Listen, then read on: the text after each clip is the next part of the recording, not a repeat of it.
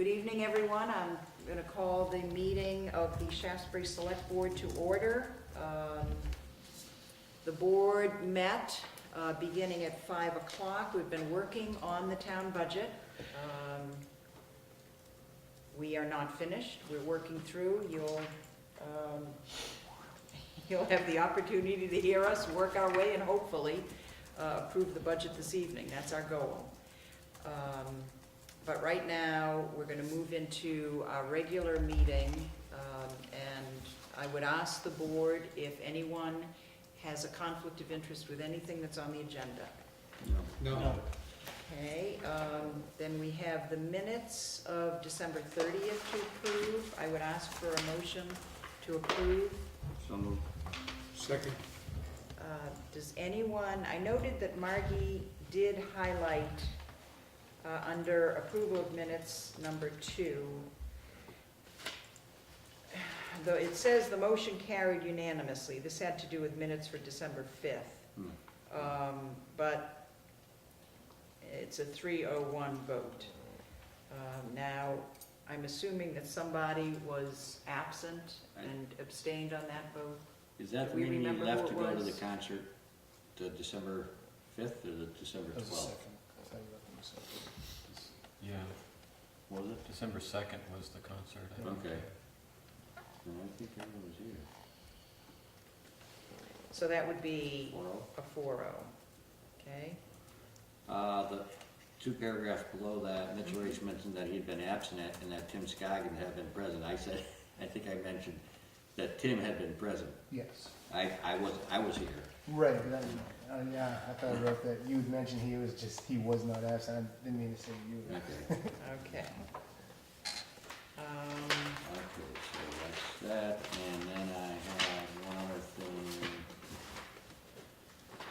On the last page, number 9, 4 paragraphs up from the 10, the board makes up, Mitch Ray cited a personal concern that reclamation of State Park Road would remain in the budget. I said Mitch Ray cited that reclamation of the State Park Road would remain in the budget. It's not a personal thing, it's just a note, I've noticed it. It's in dire straits. And a lot of people, a lot of Shaftsbury residents do use that road. Yeah.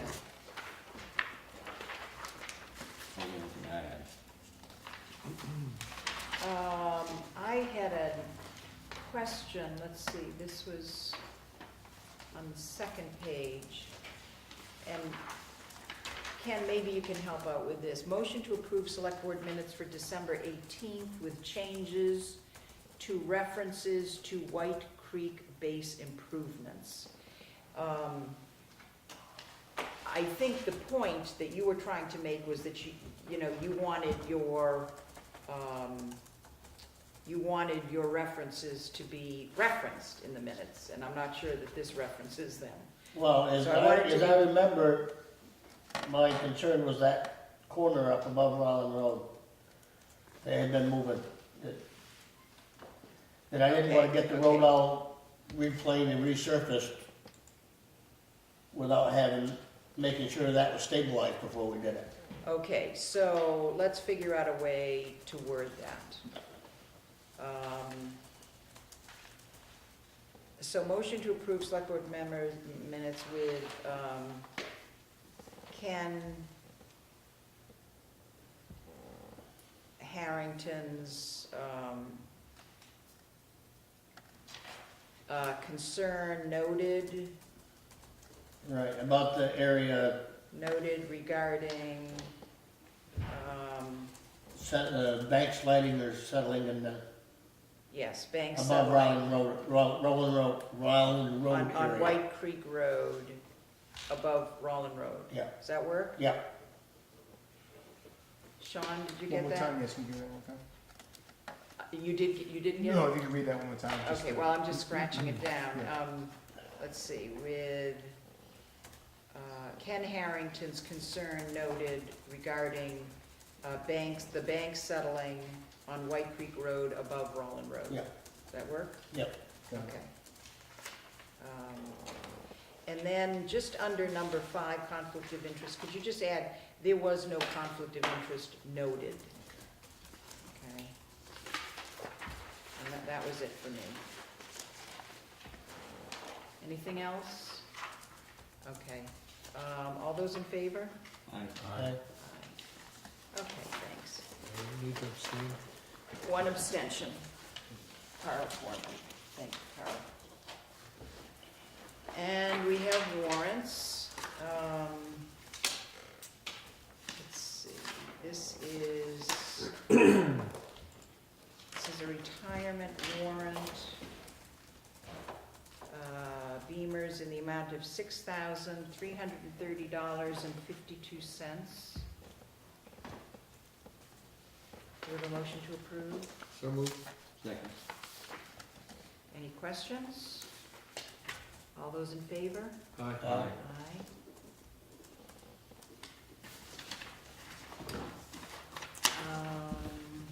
This is payroll warrant 14R. Another retirement in the amount of $67.80. Motion to approve. So moved. Do we have a second? Second. Tim seconded. All those in favor? Aye. Aye. Ken? Is Aye. that an aye? Okay.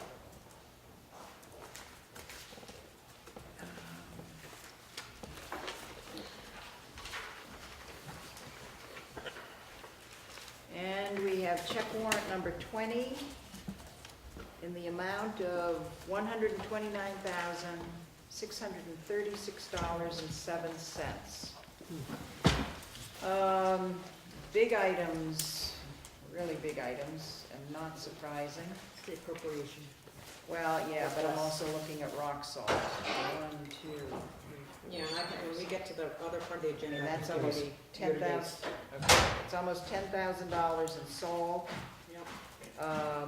Barney Construction, that's gravel, I'm sure, for $3,700. Stone. Hey, Stone, Arlington Rescue Squad appropriation, they get, this is what, this is the time all of the appropriations that the townspeople approve, they all get sent out in January. So that's, so we've got the Arlington Rescue Squad for $7,000. We have a Blue Cross payment of $7,100. Bennington County Conservation District, oh, never mind, that's $475. I'm only reading those, I should only be reading those over $1,000. Bennington Free Library, $14,250. Bennington Free Clinic, $1,000. Bennington Project Independence, $4,332. Brock, Bennington Rutland Opportunity Council, appropriation of $1,700. Cartographic Technologies, that's our, the mapping program for the listers, that's $1,800. Let's see, William Daly, gravel, stone, to take care of our mud season in December. That was about $23,000. Does that make sense? I'm looking at 9 and well, not quite, but I'm looking at 3,400, 6,300, 6,200, and 7,800 almost. Yep. Probably some of that's winter sand, right? Some Well, of it sand had and- winter sand in those Okay. invoices. Okay. Mhm. Grandview Cemetery, $2,000. Bennington Habitat for Humanity, $1,850. Green Mountain Power, a little over $1,000. John Ray and Son, about $2,500, actually more like $3,000. Hospice, $5,225. Mountain Air Assessor, that's again the listers, right? Yes. $2,364. McCullough Library, $6,200. Kevin O'Toole, a little over $1,000. He is the delinquent tax attorney. Parent Recreation appropriation of $2,500. Park McCullough House, $1,500 appropriation. And then $4,558 to the delinquent tax collector for tax sale payments. Shaftsbury Historical Society, $2,500 appropriation. Southwestern Vermont Area Agency on Aging, $1,100 appropriation. Taconic Grange appropriation, $1,000, and Vermont Center for Independent Living, $1,000. So again, the total is $129,636.07. And $60,910 of that amount makes up your appropriation request. Now, we had a motion and a second? All those in favor? 63, Aye. 579. Okay. Okay. Thank you, Terry, for coming. How did you get here so quickly? I drove. That was really fast. He actually sleeps in the garage. It wouldn't surprise me these days. Just for the audience's sake, we did ask, Terry was not expected to be here. We did ask him to come down because we had some questions regarding budget items. And, you know, there's actually two in particular that I think with you here would be helpful to talk with you about. First of all is the sidewalk machine. We understand that we're looking at a hopper that's kaput. That's what we're hearing. Can we not spread salt any longer on the sidewalks? No, we can't, it's just heavy, it spreads it heavily. We, before the last big storm, we put all new springs on the back of it to close it up as much as it will close, but it just spreads it extremely fast.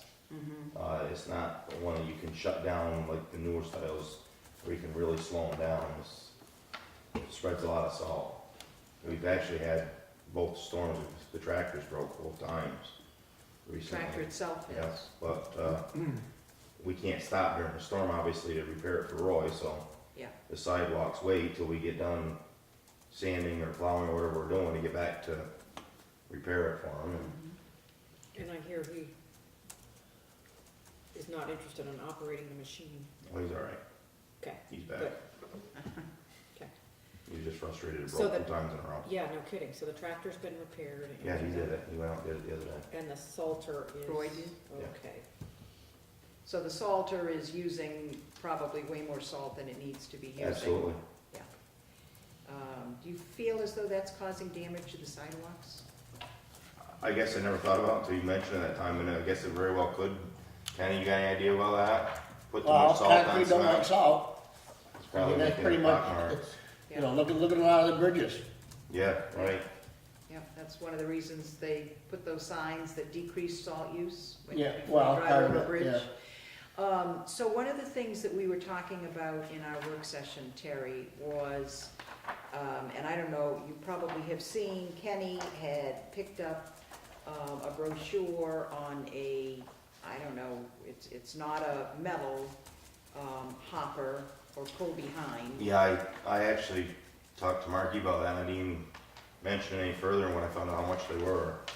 $7,100 for them. Well, so what our question was initially, we had first talked about a different type of sidewalk machine. We were looking at something, you had looked at a used one that was like what Bennington uses and North Bennington Right. uses. At the time, there was a very favorable price on a used one. It's still there. It's still there. Have you actually seen the machine? No. You haven't had any time? No, we're every day we're plowing and sanding. Okay, This week's about the most favorable time we possibly could. yeah. Does that include a salter, some of them do, some don't? Salter, snow blower, and a blade. But you, as you know, you can buy several attachments for this thing if we wanted to add anything to it later, but, Well, I mean, Bennington's does. got 2 of them, yep, North Bennington's got 1, yep, but, I mean, what, do you have any idea what those go for now? 82,000. I knew they were 60 plus. Right, right. It's like a mini truck. Yeah, I know what they are.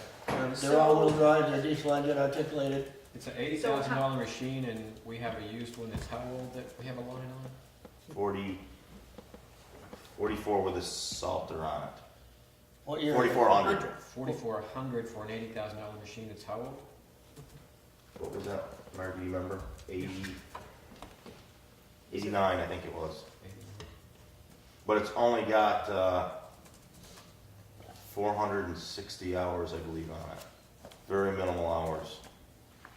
maybe it was 4,000 hours on a diesel. I would never say that. 4,000 hours on a diesel. Can you They're get they're that? known to Anyone go that for about thinks 12, pretty solidly, 10 or 12,000. Pardon? They're known to be pretty reliable to 10 or 12,000 when they start nickel diming you. So it's not even halfway wore through yet, according to the hour meter. Right, right. I'm just, it almost sounds too good to be true. That's just what I was thinking. Yeah. Just what I was thinking. I mean, I would want somebody to take a serious look at it and have it Yep. operated and everything else. Well, you know, if it was a city-owned one, that it was well-maintained. If it was like the city of Burlington's, which it probably was one of the larger cities in the state that had it, it's probably been well-maintained, well looked over, or taken care of. Obviously, I mean, they want it. the hoppers on those, it's just salt and sand, I think they'll spread sand too, probably. Oh, yes. But you could, with it being that old, have that sander be just about as good as what you got over there. Unless it's But I a mean, that would plastic be one. up to you or whoever would have looked at it. Unless it's a plastic one. I've never seen one of them plastic. I'm not Not that sure. they can't be, but being, Right. especially being in 1980, I'm Right. I was about gonna say, at that age. Yeah, it could be, yeah. Yeah. you know, I know it does sound too good to be true. It'd be a great machine to get it for that. Right. If it wasn't leaking oil all the way down the sidewalk, then we'd have the EPA on us. So Terry, what would be, what makes sense to you? Would you like to be authorized by the board to go and take a look at that machine? Well, yeah, I think Kenny recommended that last time. You've We already just, looked at, okay, it's been so, so but you just crazy. haven't had any Yeah. time to do it. I just was trying to think here in this week's schedule that possibly Thursday, my truck needs to go back to Lucky's. There's some wiring issues that they did and they're gonna take care of it. I'm wondering if like I could get Dave to follow me to the pickup, maybe we could go from right there, right over to Burlington on 89 and come back, pick my truck up on the way home. Where's Lucky's? Royalton. Okay, yeah. How does that sound to folks?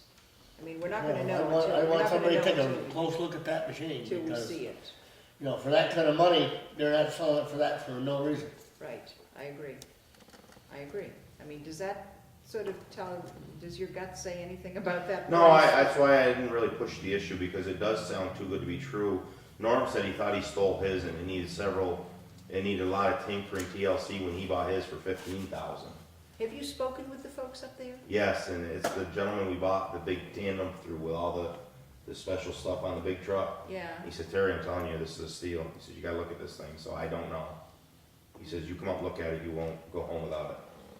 He says, it's in That really good includes the shape. blade, Blade, plow, snow blower, and sander, salter. blade, snow blower, and a sapper, Yeah. hopper. Well, the original machine, and then the add-on salter, and then the blade and Yeah. the snow blower that's But added I on mean, the front. every attachment on there except for this blade is hydraulic. Yep. Is that good or bad? You can blow a hose. You're probably less to go around with them than some things. But those, the other problem would be that the parts for that that's a specialized machine. You're only gonna get the parts one place probably.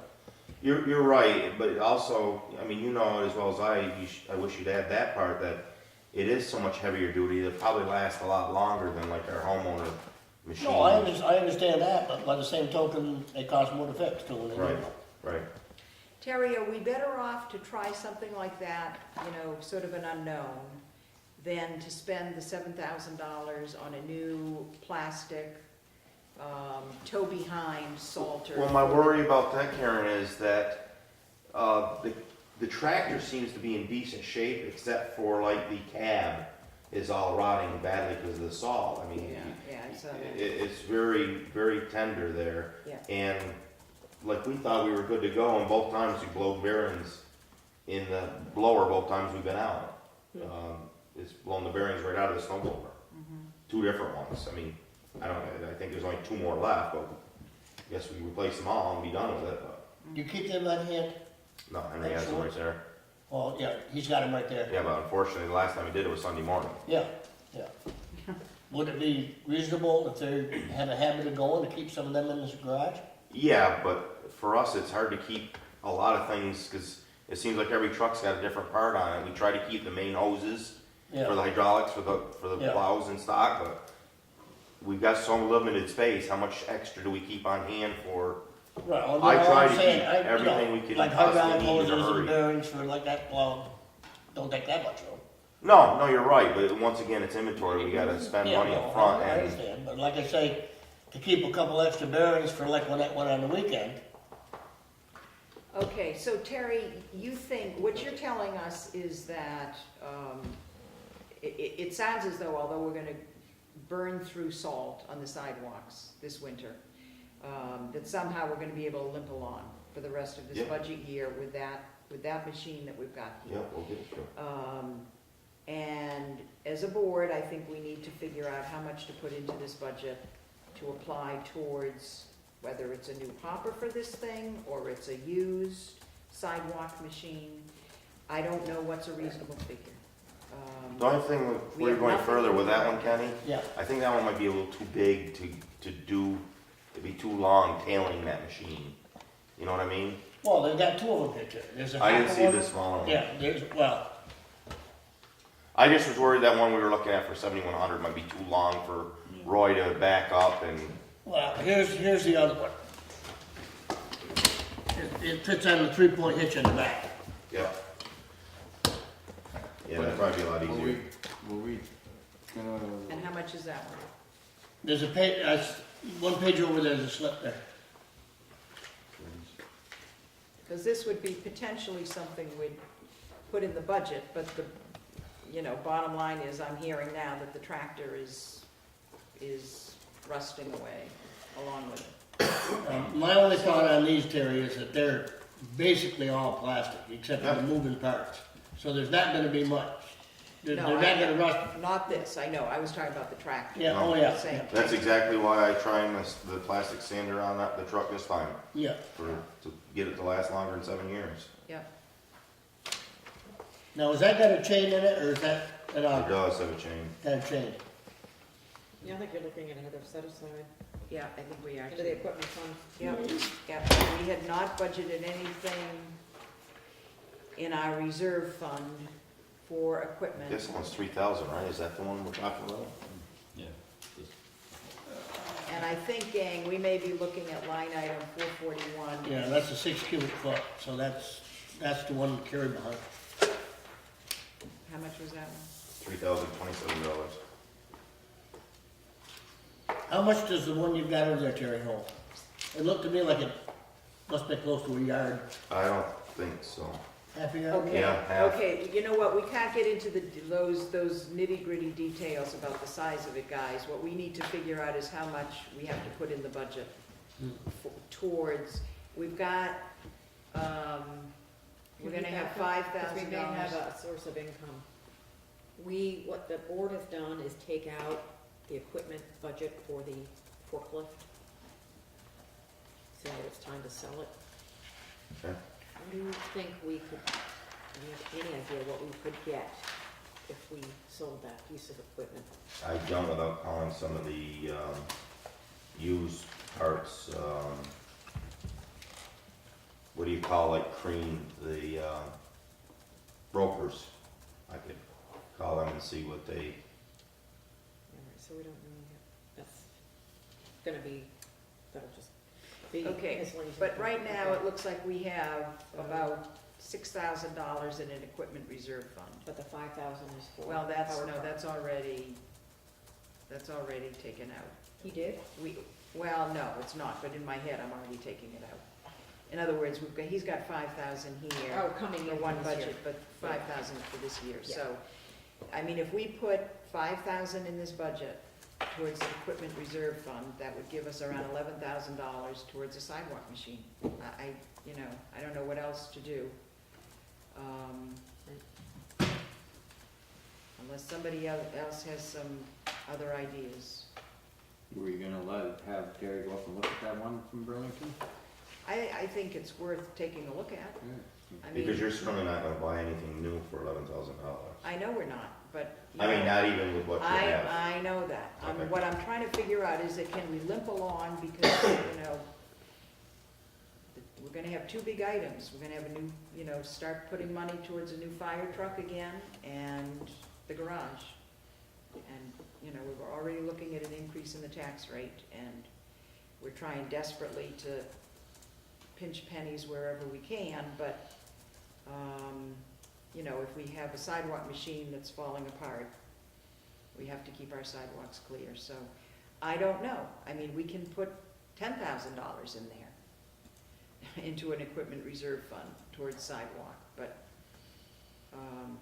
you know, every dollar we put in has to come from the taxpayers. So I'm looking for some suggestions here, folks.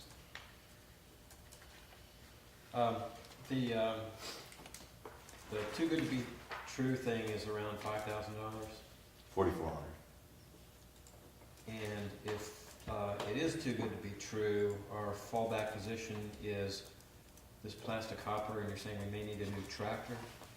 Well, no, the tractor, the body, the enclosed cab part of it is virtually, I mean, rusting right off it. You can't really see it from the sides, but if you open the doors, everything inside is gone. We'll be all right. I mean, we'll get by, and even if we do have a crisis with ours, Norm has volunteered to come up and help us out with his. So. Sure. I mean, is it good for another year? The sander, I don't believe, the salter machine never make it. I don't believe it. I mean, there's just nothing left to weld to. It's so rusted. Sure. So what does that tractor cost? The.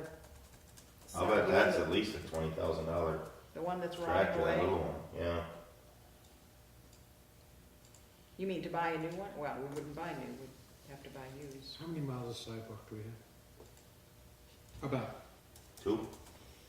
Yeah. Thereabouts. It's a mile around the block. Yeah. Right, mile around block. Then we go down over the hill, around the corner, and then all up to Howard Park, and then down Church Street Yeah. to the So bottom. maybe 2 miles. Mhm. Yeah. Compared to Probably the 2 ones miles. Yeah, on just a the road. little more. 86. So it's a How much $20,000 money tractor, we potentially wouldn't buy a new spend one, for we'd this buy for 2 a miles used of- one of for, that? On for what now? If we were, we're talking, I'm trying to follow with machines that I have no idea what they even look like, since the brochures are going back and forth. Right. Are we talking potentially $10,000? Well, if this one pans out in Burlington, it'd be $4,400. Well, I know that one, if that doesn't, Well, the hopper that Kenny just suggested was $3,027 to go on to our tractor. As long as this one keeps running, the engine runs decent, we can keep the tractor, putting it together, yeah. it sounds like it's, for how long? Nobody- I'm sure we could buy a few years out of it, you know, I mean, it might not be beautiful, but we could do it. All right, and when it goes, we're gonna spend how much to replace it? Well, once again, I think we What could we look can afford. used. For 10,000? I'm sure we could find something for 10,000, yes. So let's do 5,000, and, Yep, if we get the too good to be true one, we're done. yeah. And if not, we need another 5,000 next year and hope that this one lives along for 2 years. I was just trying to think, you know, for 2 miles of, how much money would we spend for 2 miles of sidewalk? I mean, well, But- whatever we spend, we have You to, think about 2 miles, but say we did it 6 times this week. right. You know, you gotta clear them for the kids going to school and, Yeah. Mhm.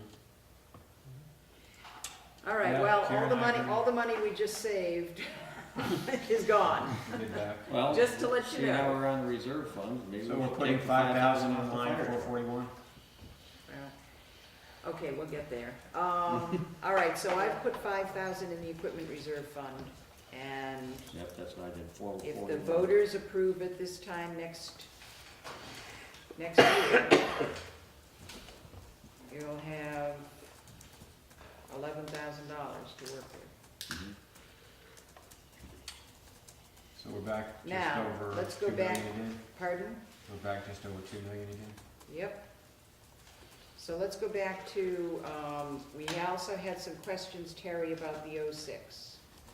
Yeah, I was just gonna ask you. Truck number 3. Kenny was reporting that it appeared some of it had to do with the torquing of something. No, the lug nuts, Karen. You gotta get them. Torquing of the lug nuts, and we now have the proper torque We have a torque wrench that will do it. that will do it, and what else I'm is not wrong? going to, The truck is rusting out. yes, but the last time we had an issue, we didn't put the tires on, it doesn't matter who, but they have the proper tools to do it, so I know they were torqued properly the last time I did it. Why it keeps doing it, we don't know, but the truck, as Margie probably has right in front of her somewhere there, last month we put quite a bit of money in that truck again. Hydraulic hoses, hub and drum wheels on the right side again. For some reason it just, but Dave's brand new truck quit right in the middle of the road the other night, in the middle of the storm, so I guess you don't know. That was just an oil sensor, luckily, but it did shut right off in the middle of the road and it was dead in the road. We towed it back with a chain, deliveries was here Monday morning and fixed it. All right. Well, right now, we are looking at, I mean, Ken had a thought that if we replace the body, the body of that truck, Because that it's so body rusty. only. But then Margie let us all know the cost of the last body, truck body that we put in, 10-foot which body was over bids that we $40,000. did 2 years ago, Yeah. 49 to 52. Yeah, we can replace the sides a lot cheaper than that ourselves, we just rebuild them here, but that isn't the whole issue. Everything underneath the body, the steel lines, even if they're stainless steel lines, they're so brittle at this point that even the fittings on the manifold underneath the hydraulic manifold under there are so brittle you can't put a wrench on them. They just brittle, they're break right apart. Timmy's truck, the E06 1-ton, is also doing the same thing. We just had to put the center pump, or you know how they split apart, the hydraulic manifolds? Yep. We had to put the center piece in there and all the lines just snapped. We had to rebuild them all to replace it. Okay, so what we did, Terry, was put, this is the year that we finish up with the lease payment on the '09 truck, that we own that. So the thought was, based on, I mean, this is a year earlier than our regular purchase plan, you know, in terms of replacing these trucks. This would be a year early on this one. But that because we're dropping one payment, we would just carry through, 2 years, isn't it? we're paid off. 10, it's not 10 What do you on mean? our plow trucks. Oh, I thought we always went to town business. No. What is it then? It was 6 to 7 years. Oh, We haven't been able to do that, Right. but, you know, this'll put it at about 8 years. 7 years is a normal for most towns. Yeah, so this is gonna be about 8 years. But we were estimating a first payment for next year to replace that truck. So in doing that, we moved the maintenance line item on that truck down to $1,000, thinking we would have a new one and that would cover oil. Does it need to be as A high new as one, 1,000? when, is of July or the following July? It would be This as summer, of fall. July Coming up. 1st, Okay. next budget year. Okay. Okay? So what I'm asking is, are we all right with $1,000, bringing that maintenance line item down? Oh, to absolutely, 1,000? a new truck, Or sure. would we bring it down even farther? No, I mean, you never know what Okay, chains, or I guess, we're leaving chains under the trucks, right? Oh, that's whether we're putting them under operating supplies with the Right, trucks. the chains are under just each Chains, truck, we're right? still leaving, no, those were going into operating supplies, that's why we leave that line item up. Okay, I see 450 chains. No, I have 450 chains, you're right, Yeah. Mitch, no. Okay. Yeah, They're under the staying under the trucks. trucks, They're so under the They're trucks. I think we gotta keep it right, a okay, 1,000. okay, all right. Does anyone else have any questions, any other questions for Terry? Well, that truck there would be the one, if you would allow us to have another tandem, that would be the one you'd want on Timmy's route, East Road. Okay, I don't know that I'm not sure that I would be supporting another big tandem truck. I think that's big, but that's my personal feeling. And it's a lot more money and, Well, it wasn't a lot more, well, 6,000 more. I really have to be sold. But in any case, right now, we need to get the money in there for a truck, and we've put $30,000 in there. Okay. To cover first year lease That's the payment. first year payment. Payment, Yeah. yeah. But we can talk about what kind, I think. We don't need to get into that right now. No. Any other questions for Terry? Thank you, Terry. Okay. Thanks, Gary. Thanks for coming down, Do you Terry. have Thanks any a lot. market for the sand salt, or do you also that? I have all the year-to-dates, and I was gonna talk with them, and this is coming up on the agenda. Okay, I'm going to then. Okay. Got it all. Thanks. All right. Thanks again, Terry. Yep, We're still under budget.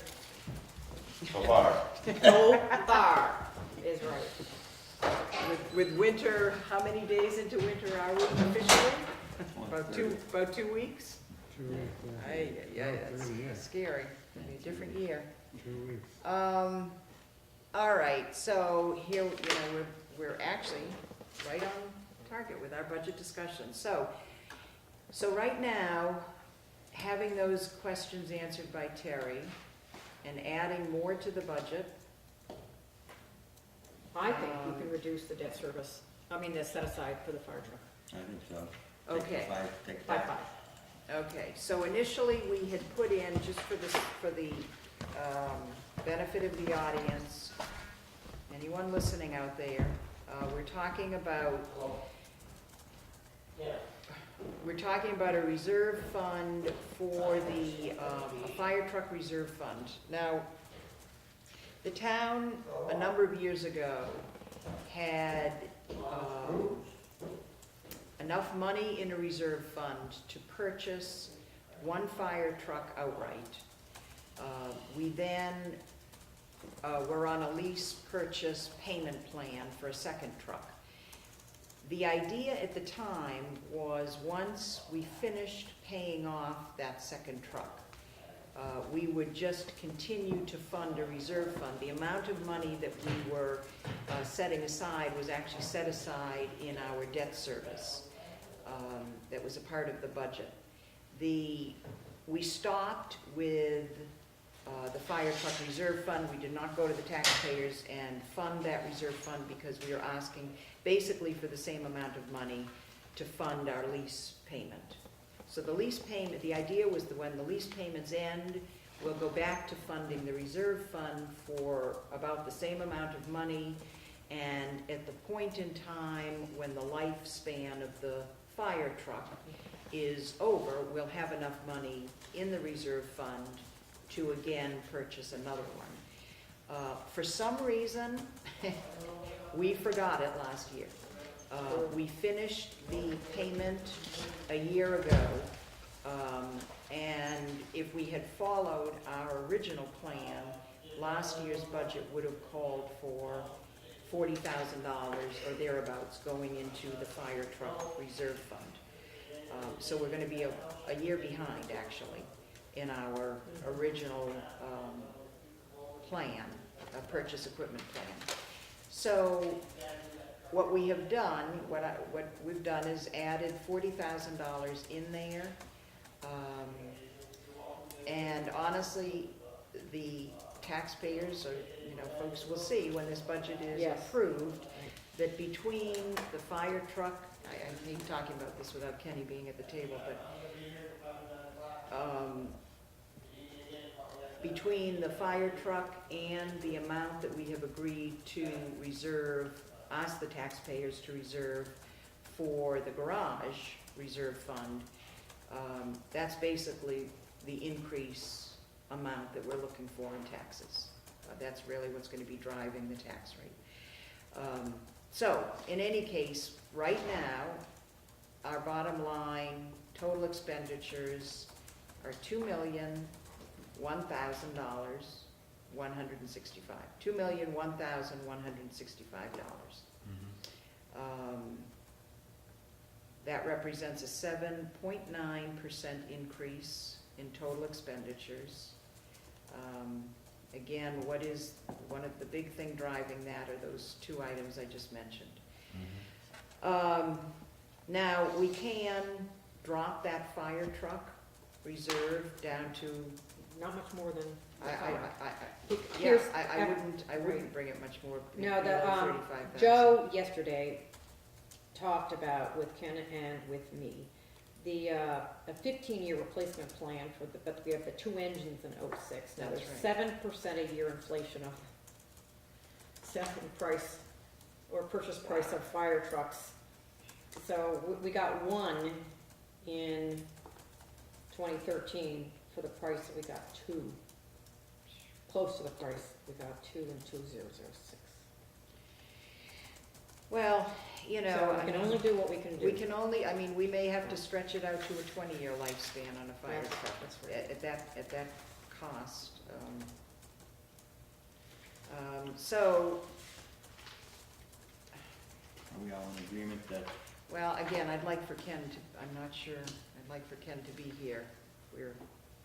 Well, we can make a change and then we'll run it by Ken when he comes back upstairs. 35? 35,000 Yep.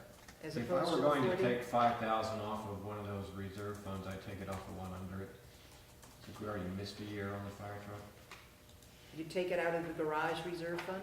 Yeah, that $75,000 is pretty much out of the air.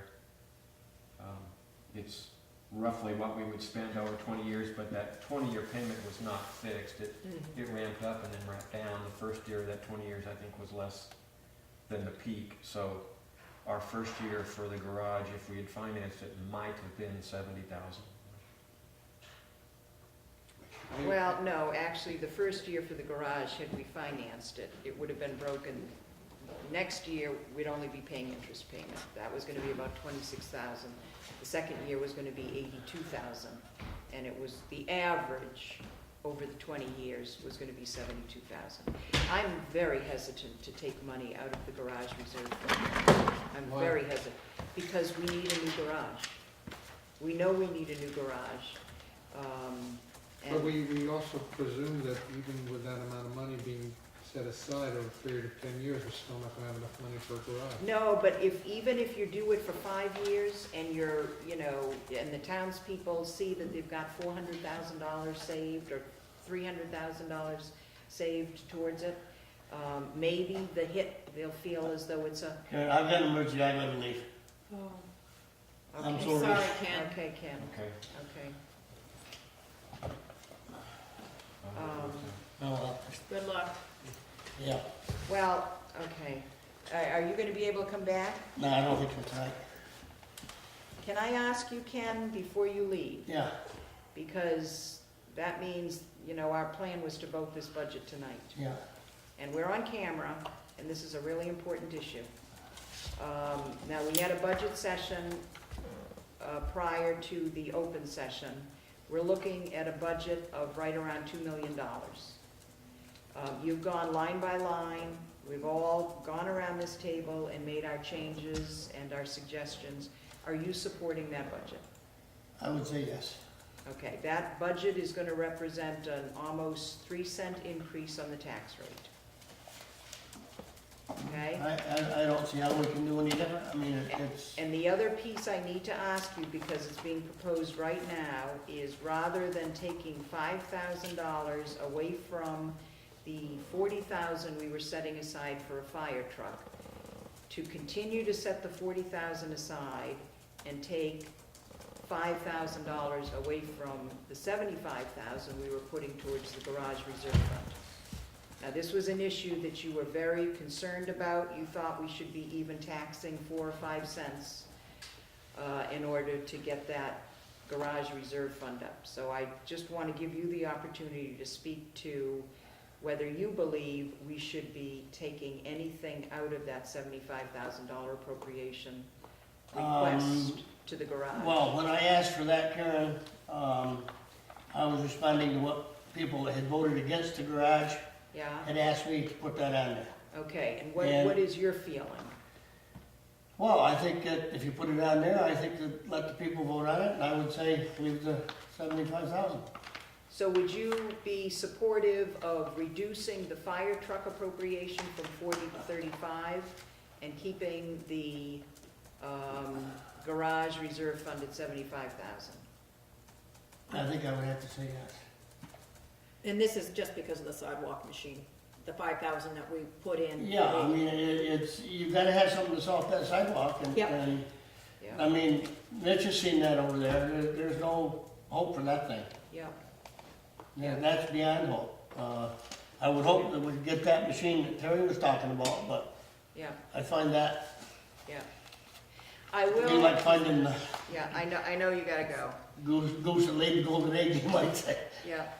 I mean, you know, Ken, just for your own information, if you have people questioning, when I went over the tax rate, now again, this will represent about a 3-cent increase in the tax rate. And our taxes really have not increased since 2011. No, it's- So, you know, we're looking at a 3-cent increase, and in, you know, 2011, we were .3235, and this year we were .3280. So, it's hardly increased at you all know, since then, so, A lot of that, well, that money for the garage is gonna be voted, that's by the people that can that's vote. exactly right. That's their own action. The increase is based upon appropriations that'll be Right. voted on the next day, And so. like I say, I would just relay to you and to the board what people had asked me. Right, no, I appreciate that, and I just didn't, I wanted you to have the opportunity to let people know how you stood, and because I would like to vote tonight while we have as full a board as we can, so, sorry to Okay, involve no, you, but I okay. apologize, I've gotta leave. That's okay, thanks a lot, Ken. Yeah. Okay, all right, so I know how Kenny feels, and let's just go through the rest of the board. You would prefer to take I $5,000? would take it out of the garage fund because we don't know when or how much we're going to spend on the garage. We know, we have a better idea what the schedule is for the fire truck. We know we missed a year on the fire truck. I think we're taking away from something more, we're more aware of what we're taking away from when we take it away from the fire truck. We're less aware of what we're taking away from when we take it away from the garage. Okay. I'm not talking about 75,000 to fix up this one, or I'm talking about a reserve towards Right. potentially a new garage. Yep, and we Okay. don't know, Okay, we don't know what that new garage is at this point. okay, all right. All I right, think take it out of the fire truck, the garage reserve fund, we'll build it up. And we don't know what it is, but we know it's gonna be more than $1 million. The fire truck, they could probably get another year or two out of the fire trucks too, if they maintain them. And that's my thought. Carl? I completely agree with Tim. We're talking about something that we have a better feel for with regard to fire trucks. There's clearly a public need to have the best equipment for our people as well as our volunteer fire department. I agree with Tim, the number for this garage at some point is going to be built, who knows when, if and when it'll occur. The number's plucked out of the sky, $5,000 is going to be a spit in the ocean for when that building, if and when it gets built, based on the higher cost of the time in 10 years or 5 years, or whatever it is. I think it's far too speculative to say that that is in concrete, and I would say we take it out of that speculated amount. I mean, we have 76,000 in the fire truck reserve now. And I don't know, what do they, what do those cost? I mean, the last we were one, thinking about 300. 300,000. 300,000? You're not gonna be able to buy both that rate. No, I mean, we're gonna be financing one of them. There's-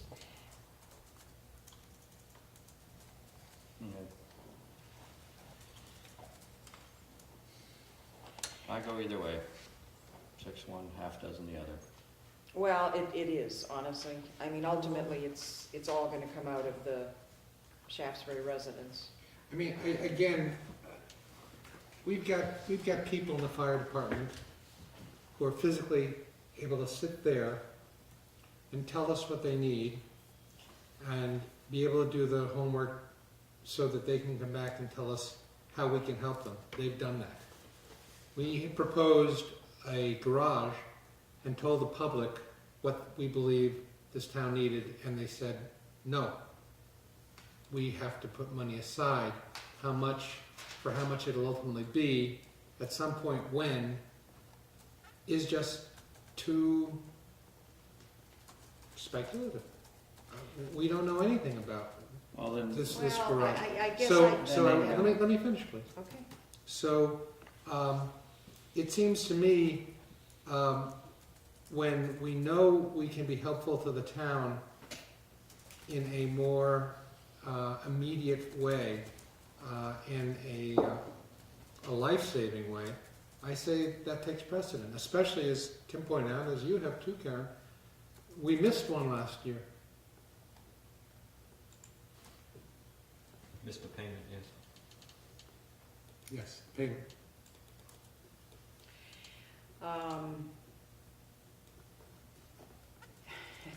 You know, I think you all make really good arguments. I think that the 15-year replacement of the fire truck is, in a perfect world, I think that would be a wonderful way to do it. I know that many, many, many towns don't purchase trucks every 15 years. If we had to stretch it out a couple of years, we might have to do that. I look at needs through this town. I look at this building we're sitting in right now. Things have gotten put off and put off. And I know that this town has always been, as supportive as it can be of all of our departments. I think most people have acknowledged we need a new town garage. And I think until we really start to make a commitment towards setting this money aside, we're not going to get there. And we have $1.5 million worth of equipment that ends up, getting rusted out. We just talked about a 2006 truck that the body is rusting out from salt, and we don't have a situation where we can easily wash this stuff down in the wintertime and get all of that stuff off of it. What our guys are required to do out here in this garage is not fair to them either. In the best of all worlds, they'd all get what they need. But I do think that at some point, we have to really start making a commitment to this garage.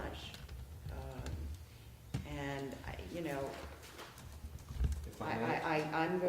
I'm gonna say that I prefer to take the money out of the fire truck, and, if it comes a time where we do have an issue with the fire truck, and there's a year that the town has to appropriate $50,000 that year, then the town, I'm sure, will support that if we have a situation with a fire truck. But I think until this board and future boards continue to try to help the community understand the need for a garage, and the only way we can really do that is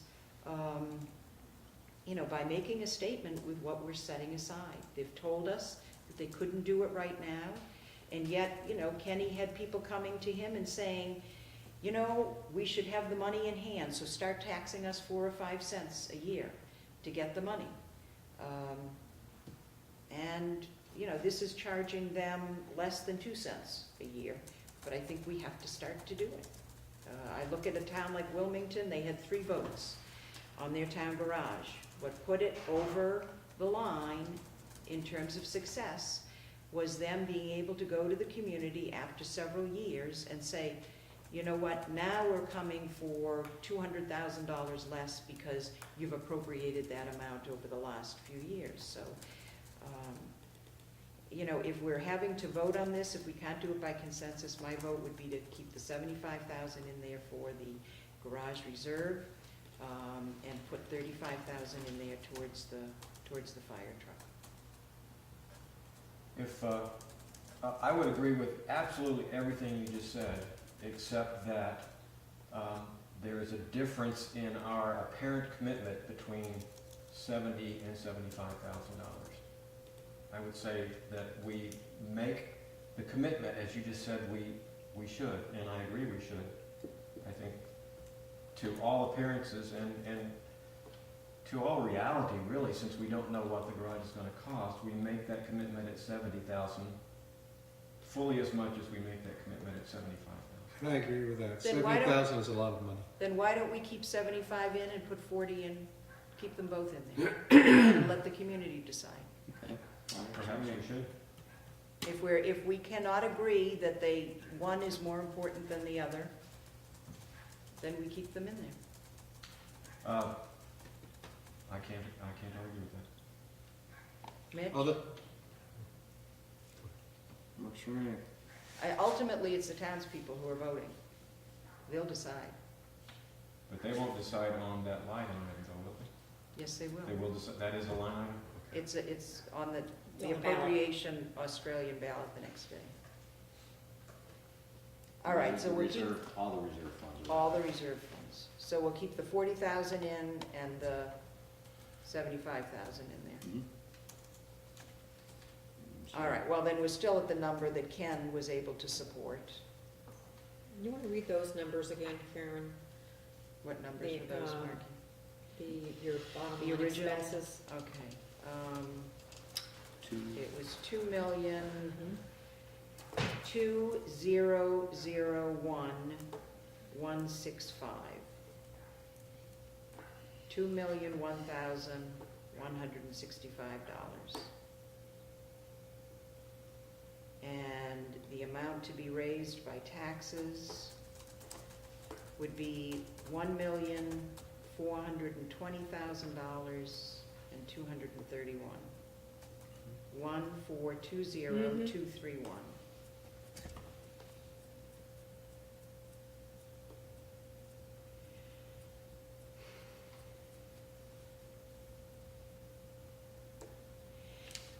And, you know, again, just in referencing what I had said to Ken, when I had asked Margie today to pull up our recent tax, the last 4 tax years. In the year ending June 30th of 2011, the tax rate was .3235. The following year, the tax rate was .3231.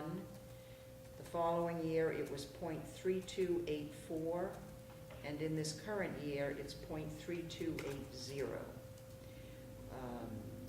So we'd be actually looking, this budget would increase the taxes about 3 cents, somewhere right around there. The tax rate, Um, which essentially what you just said is the tax rate has not changed in 4 years. That's right. 118,000 or so from. Right. To be raised by taxes. The pennies per hundred has not changed in 4 years. That's right. Now, So, I suppose that we might be at the point,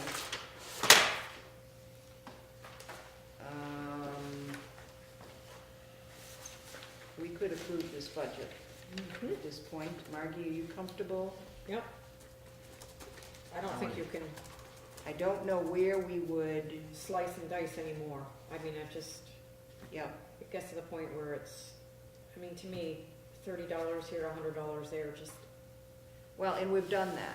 We Yeah, did that we did it. enough to bring us down, you know, below 2 million, and we've just brought us a little bit over it in some of the changes we just made. But again, I just want to reiterate that most of the increase is based on questions that will go to the community. 115,000 out of the 118,000 to be created by taxes are for 2 items. That's right, that's right, that's right. So I would ask for a motion to approve the budget that we've just discussed. so moved. Do we have a second?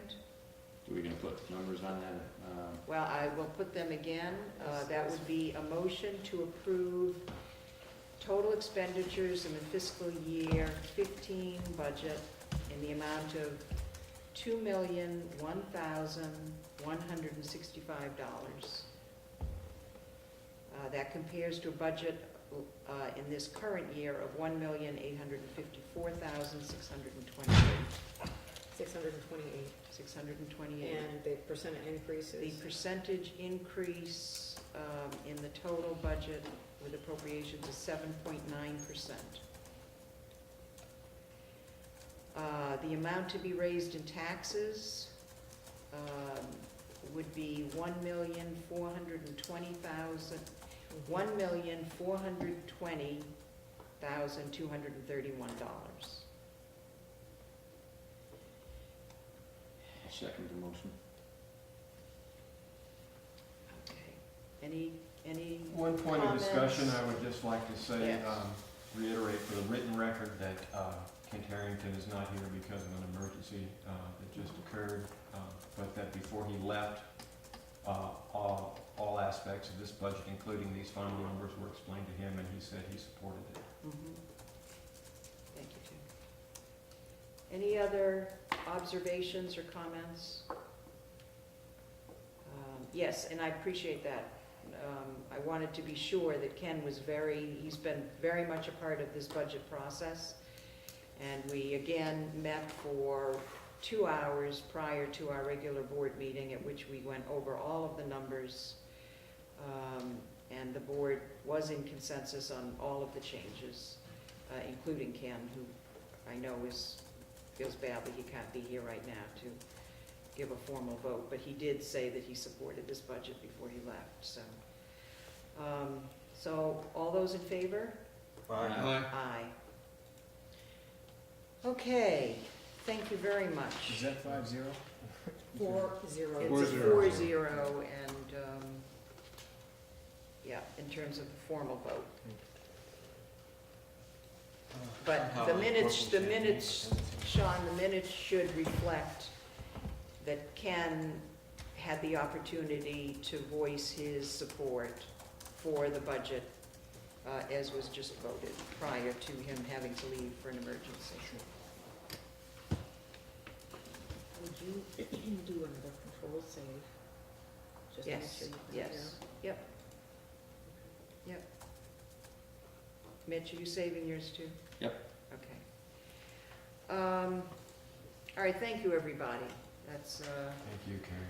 a lot of, Yes, thank lot you, of Karen. work. Margie, You thanks. got it. for Done, all thank your- you guys. Yeah. It's really, Yeah. this is nice This to be was, done this at was a this time tough of one. year. It was a tough one. Yeah. Yeah. Okay, going back to the regular agenda here.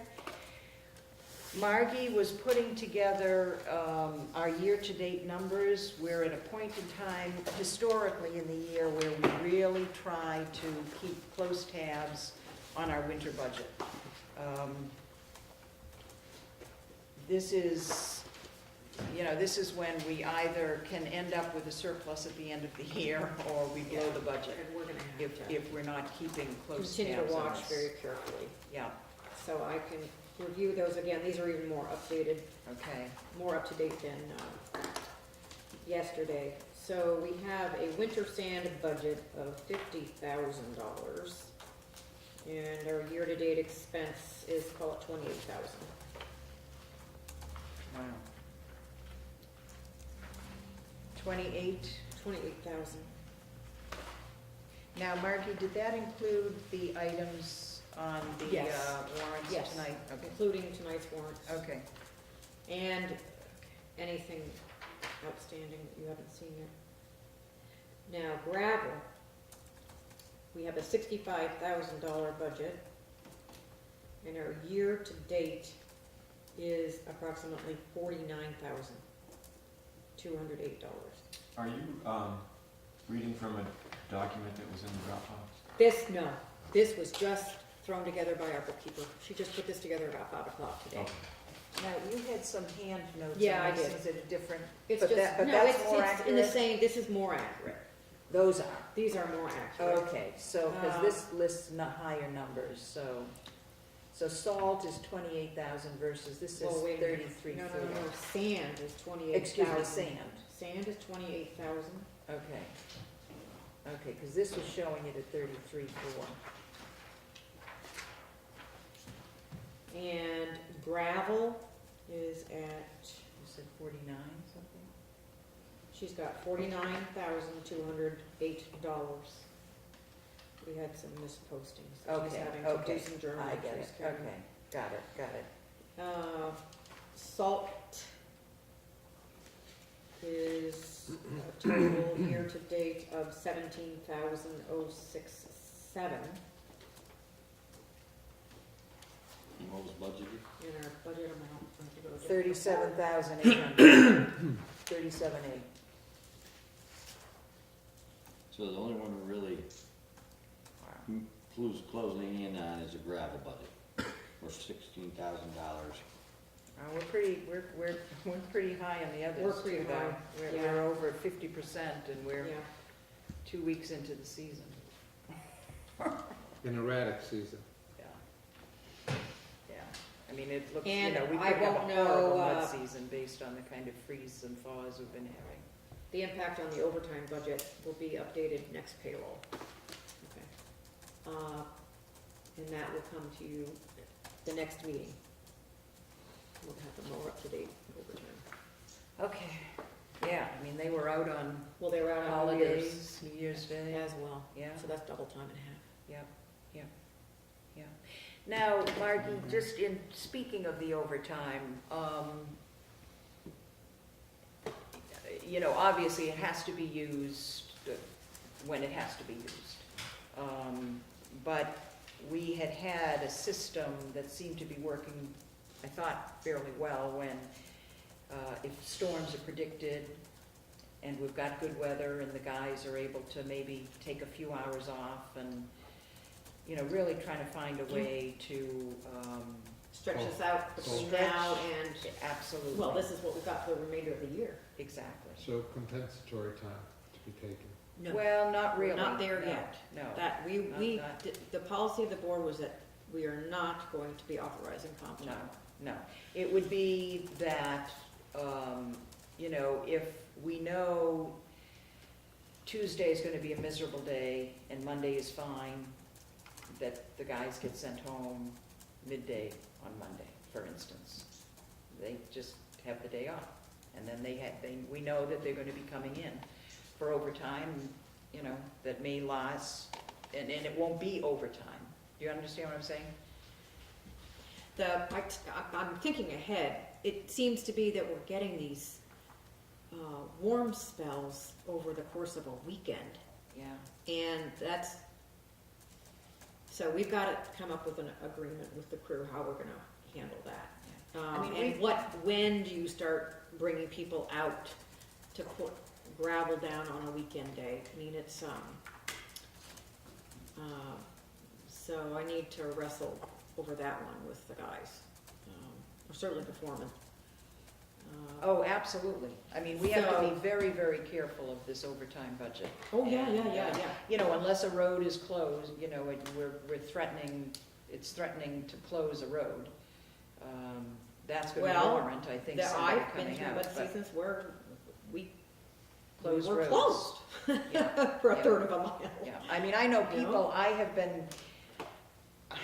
have gotten lots and lots of calls through, and, I know that people can get impatient, but this has been an extraordinary month, I think, of weather.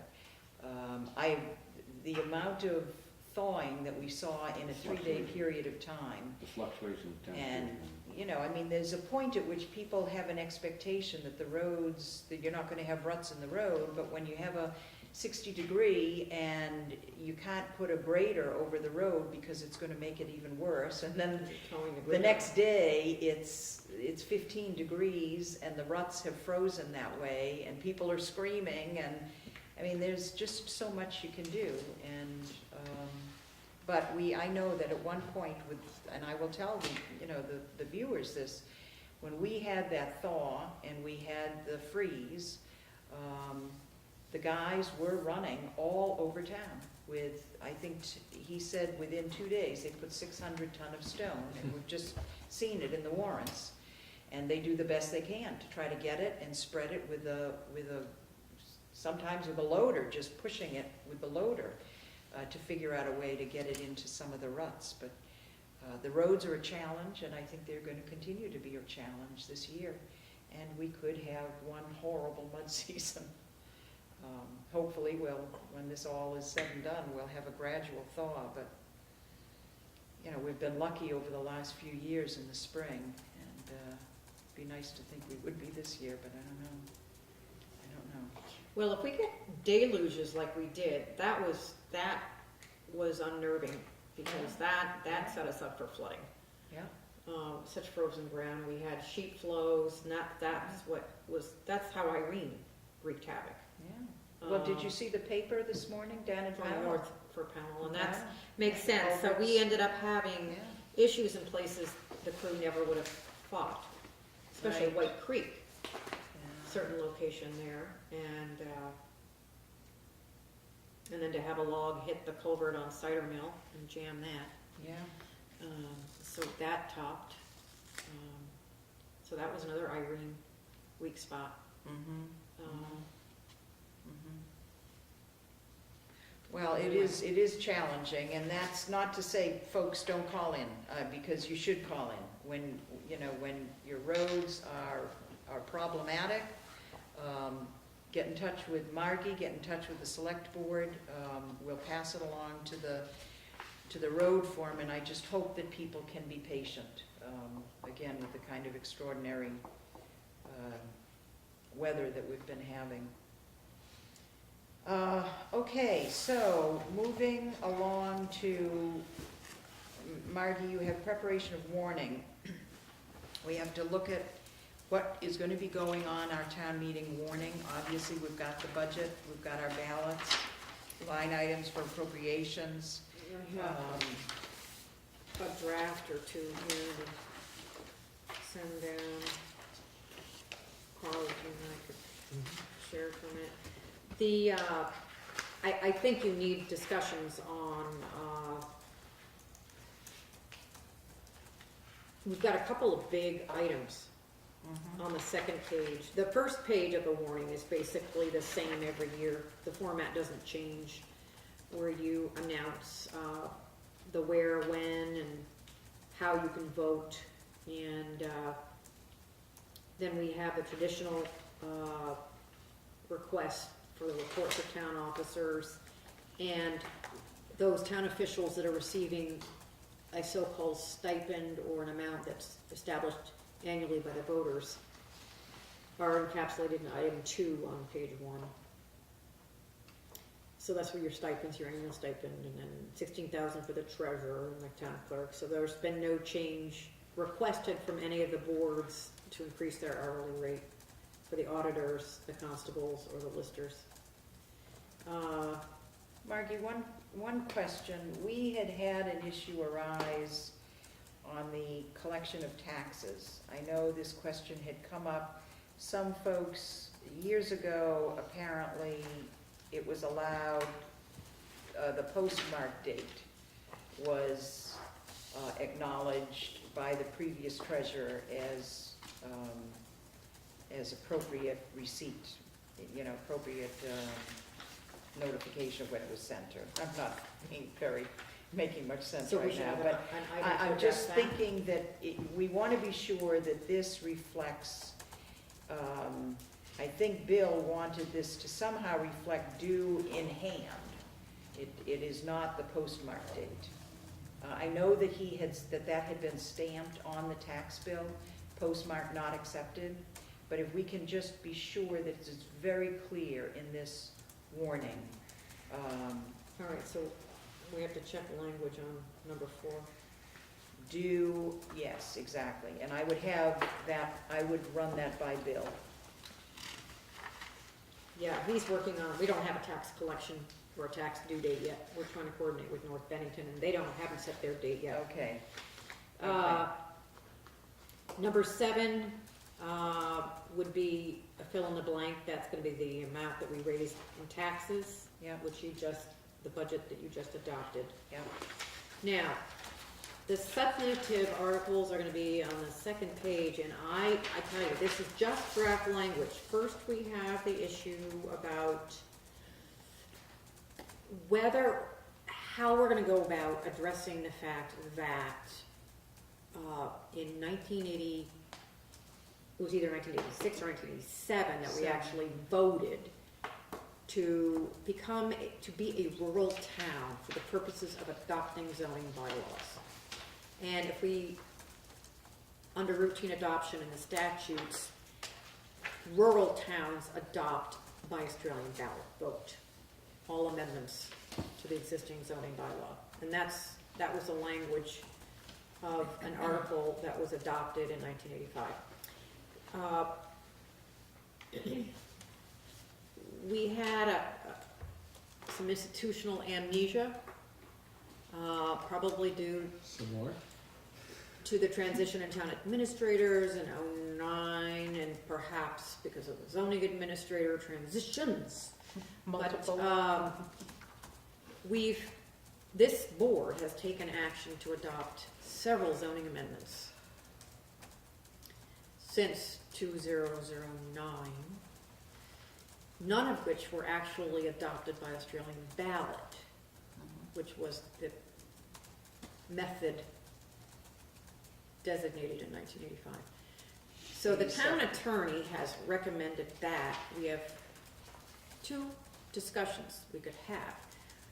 He recommends that the cure for, first of all, he noted there's a 2-year statute of limitation to challenge procedural defects for adoption of zoning bylaws. So he said, so we worked backwards, and so anything that this board did in the way of adopting amendments from January 2012 forward should be put to the voters to affirm our action.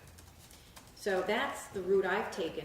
He also suggested that perhaps we revisit the discussion from 1985 as to whether or not to remain a rural town for adoption purposes by Australian ballot vote, and go back to the way it had been done at one point, and that was by majority vote of the select board. After public meetings and Oh, all yeah, of that is, right. we certainly So, followed all of those. At the moment, the draft articles 1 and 2 for Australian ballot consideration are based on no revisiting or no rescinding of the 1985 action. It's to proceed as, and this language has to be reviewed by Rob, and I want Chris Williams to take a look at it. This was just today's. So this doesn't have to be worked on right now, this is. No, I have, the drop dead date to post is February 2nd. That's 30 days out from town meeting. I don't think I've ever posted before 30 days. It always seems that select boards, we need the time. Now, Margie, when do the auditors have to have it by? They have to have all of this for the report, though. Yeah, but it's not, I usually post before they need it. You do, okay, okay. I'd like to be able to post within, closer to 40 days out, which would be the 23rd of January. I don't see, with the budget adopted, I don't see why we couldn't do that. Right. Anyway, the 2 bylaw amendments, were actually the 1 bylaw amendment that we have to address is the adoption of the amendment for the industrial composting section. That was an addition of a new section. And then when we adopted the revised flood hazard regulations, that was actually a standalone bylaw.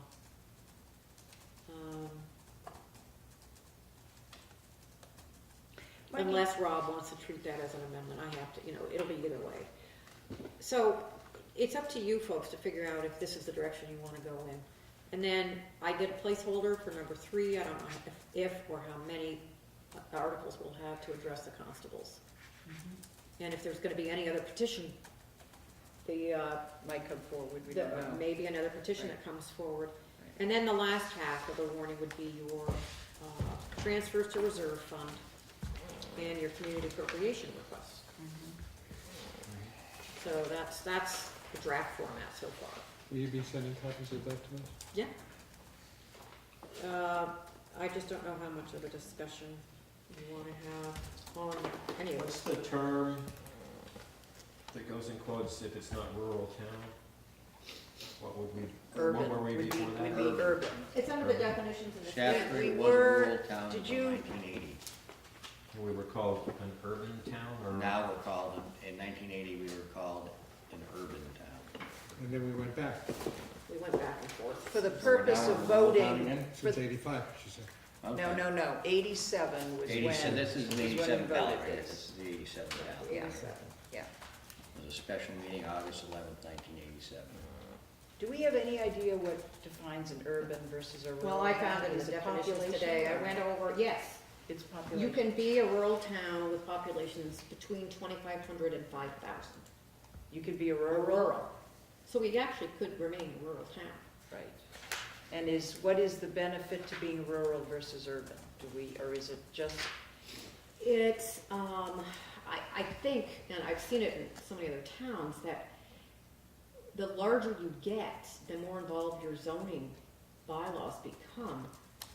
You could spend an entire day voting on bylaw amendments in certain towns, and I see this in New Hampshire where we used to live, because they were still doing it by Australian ballot. I mean, their town meetings would average 10 or 12. Even if you have, I mean, let's say these are very substantive changes, but it would be less than substantive changes that would be brought by ballot. So I think but it's what I'm offering reading you, here is that the rural town bylaws are acted by Australian ballot, the urban are not. that's right. Oh, I'm So it sorry. makes I it was- more, it makes it more efficient to do it by majority vote of the Board of Selectmen after Yes. public hearings. So if we were an In a much more, urban, in a much if we- larger town. if we asked the voters to be considered an urban, go back to being an urban, which, no, wait a minute. Shaftsbury is currently an urban town. Well, it That's what was that- in 1987, That was in 1987. but in 1987, they asked the voters, shall Shaftsbury be a rural town for the purpose of voting zoning and subdivision bylaws? Right. So we would essentially Reverse be that. deciding, is it more efficient, which it seems to be. I mean, you don't have the cost of an election, a special election, or have to wait on bylaws for a scheduled election. You know, certainly you're giving the community enough opportunity to come in through public meetings with planning and zoning, and then coming before the select board in public meetings that have to be warned and noticed, all of that.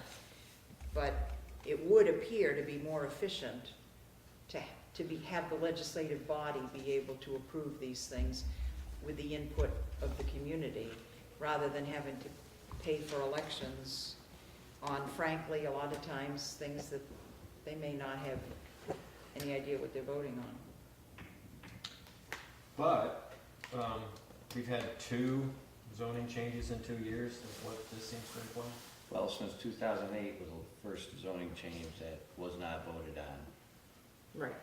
Or, yeah, 2008, or was it 2000 was the last one that was voted on by Australian ballot? 2000 was the last one voted on by Australian ballot? Last one, and actually the 2008 adoption Was of not. the revised bylaw was not. conducted by ballot. But by the statute of limitations, those are That- already, that's- that's already. The statute of limitations is 2 years, so we have Yes. to deal with everything that happened in those 2 years, which looks like 2 things. Right, that's right. Which suggests to me that rural is not that cumbersome, because we have an election every year, so Right. each year we do our one zoning bylaw change. Well, we have about 8 in the hopper, according to Chris Williams. Yeah, we And had, we've we got a have, bunch we have of we have bylaws demanded that have been- several We put them in, back to we the put them on planning the, commission. we put them on the sideline because of the revision to the town plan. Because it has to be done every 5 years to maintain your funding, et cetera. You have to have a town plan.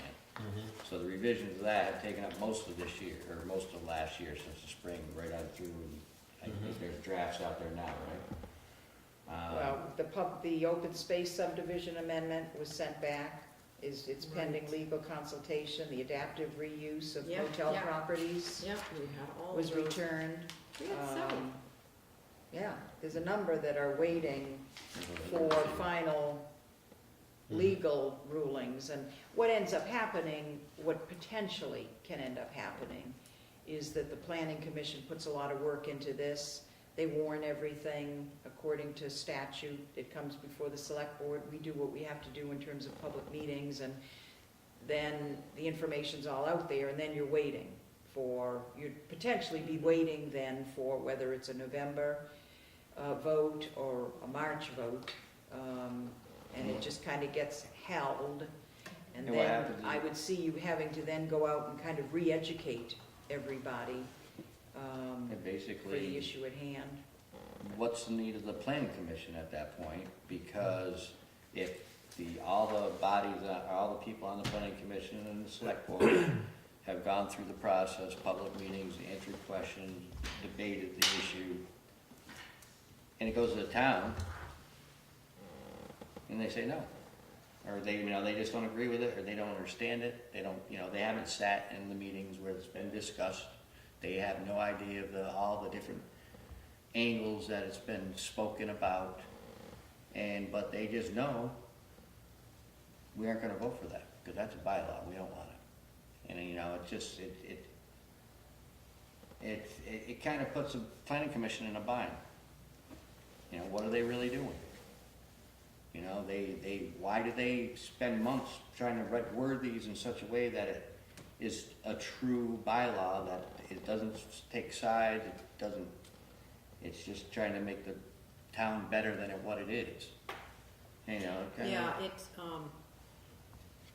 you have professional expertise going into this Mhm. and, into this work now And more than ever. And, what I've heard, apart from one of these amendments, the industrial composting facilities, that section took a lot of time and effort, and there's a lot of discussion. The biggest concern right now, I think, is whether or not certain boundaries between zones are going to be recommended to change. And that's coming And up. that is, I think that's an issue the public would like to weigh in on, for sure. Now, of course, they can do that in the public hearings. That's exactly right. And always, And, But there was a it lot of also- time, there was a lot of time spent on the flood hazard area regulations too. Yeah. I Yeah. mean, I think personally, if we wanna go forward and give them the choice again, fine. I think what's been passed up to this point by the select board and the planning commission should stay as it is, and give them this article again, because what happens to the stuff that's passed since 2000, the last time it went to Australian ballot, that has been enforced, and now we're saying that, well, maybe they weren't really. I'm saying, as it stands right now, and I guess we have to ask Rob Wilmington, possibly, what happens if we do nothing? And just put this on the ballot as it is for this year coming forward. or even another alternative route is to, put only the question of whether or not to rescind the 1985 or 1987 vote to be considered a rural municipality. You Or- could do it that way. Mhm, And, mhm. uh, Or I would say just, we want to, Shaftsbury be an urban, I don't know why. you how I don't, would but I word think it. his recommendation, I don't know if I would ignore the recommendation Mhm. that any substantive change. No, I agree. I agree. We don't cover ourselves for a Right. challenge. Right, of we some sort. know that it was an oversight, we've been Mhm. advised of it.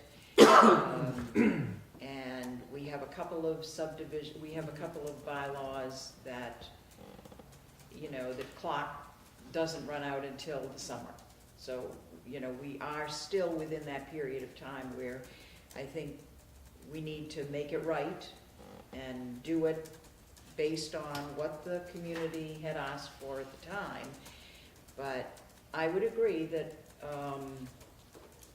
you know, it certainly is far more efficient to do it this way. There may be certain circumstances where, you know, I don't think it precludes the board from putting a big question on the ballot.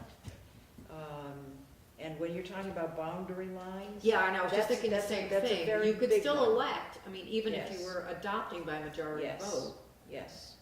the select board, you could still go to the people. And that may have been why this came up. I'm trying to That's what I'm remember wondering, if it if was the they, forest and rec zone. that's what I said to Mitch when we had a quick conversation about this. I think that, because I remember voting on this, and I think it had to do with the forest and rec zone Mhm. changes. There were some big changes that might have happened up in Glastonbury based on property, a Mhm. property developer up Mhm. there, and that was a big deal for the town. And I think that was the reason that this came before us.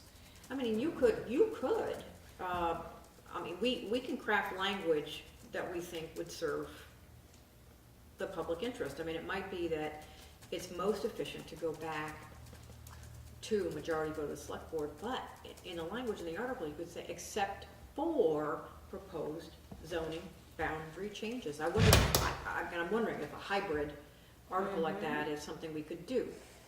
It's worth asking Rob. I don't know. I think that's not a bad idea, because that's something that I think impacts many, many people. Planning Commission's probably sitting there in horror, shaking, because they might also be thinking, well, major changes in use within a district could also, or redefining a district could also be as important. So, I don't know. Well, do we agree that we're gonna try to flesh this out a little bit more in terms, we have some time. We'll meet again on,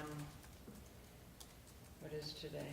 Yesterday was the 6th. If you stick to just a bi-weekly, resume a bi-weekly. The 20th? 20th is the 20th MLK. Fall asleep. Okay. Get it. Let me just take a quick look at the agenda, Carl, and see if there's anything we should shift around. What time does your body think it is? 2:15 in the morning. Carl just arrived in from overseas this morning, so he gets many kudos for Oh, being here. That's why I'm so cantankerous, is when I do stuff. That was really it. That was it, okay. Now, was there anything that Mitch had done before Carl leaves, because we had all been a part of some of these conversations with the constable? Right. The next question. Languages, yes. Just again, for the benefit of viewers, we have a situation, we have two constables, the first and second constable, they are elected right now for a one-year term. One of our constables actually is a fully certified law enforcement officer. He works in another town as a full-time police officer. And it had been brought to our attention that if a town has elected a constable who happens to be a fully certified law enforcement officer, that constable can perform law enforcement duties within his town as he wishes. He does not come under the supervision of anyone in the town. The only constraint would be the budget that is in place by the town for that constable. We have never been in that situation. We are now. We're lucky enough to have a first constable who is a certified law enforcement officer. Now, the question has come up, do we as a town want to continue with a one-year election of constables? Do we could have a multiple year term for constables? The question came up, could a constable be appointed? In which case the constable would come under the supervision of the select board, primarily the town administrator in day-to-day operations.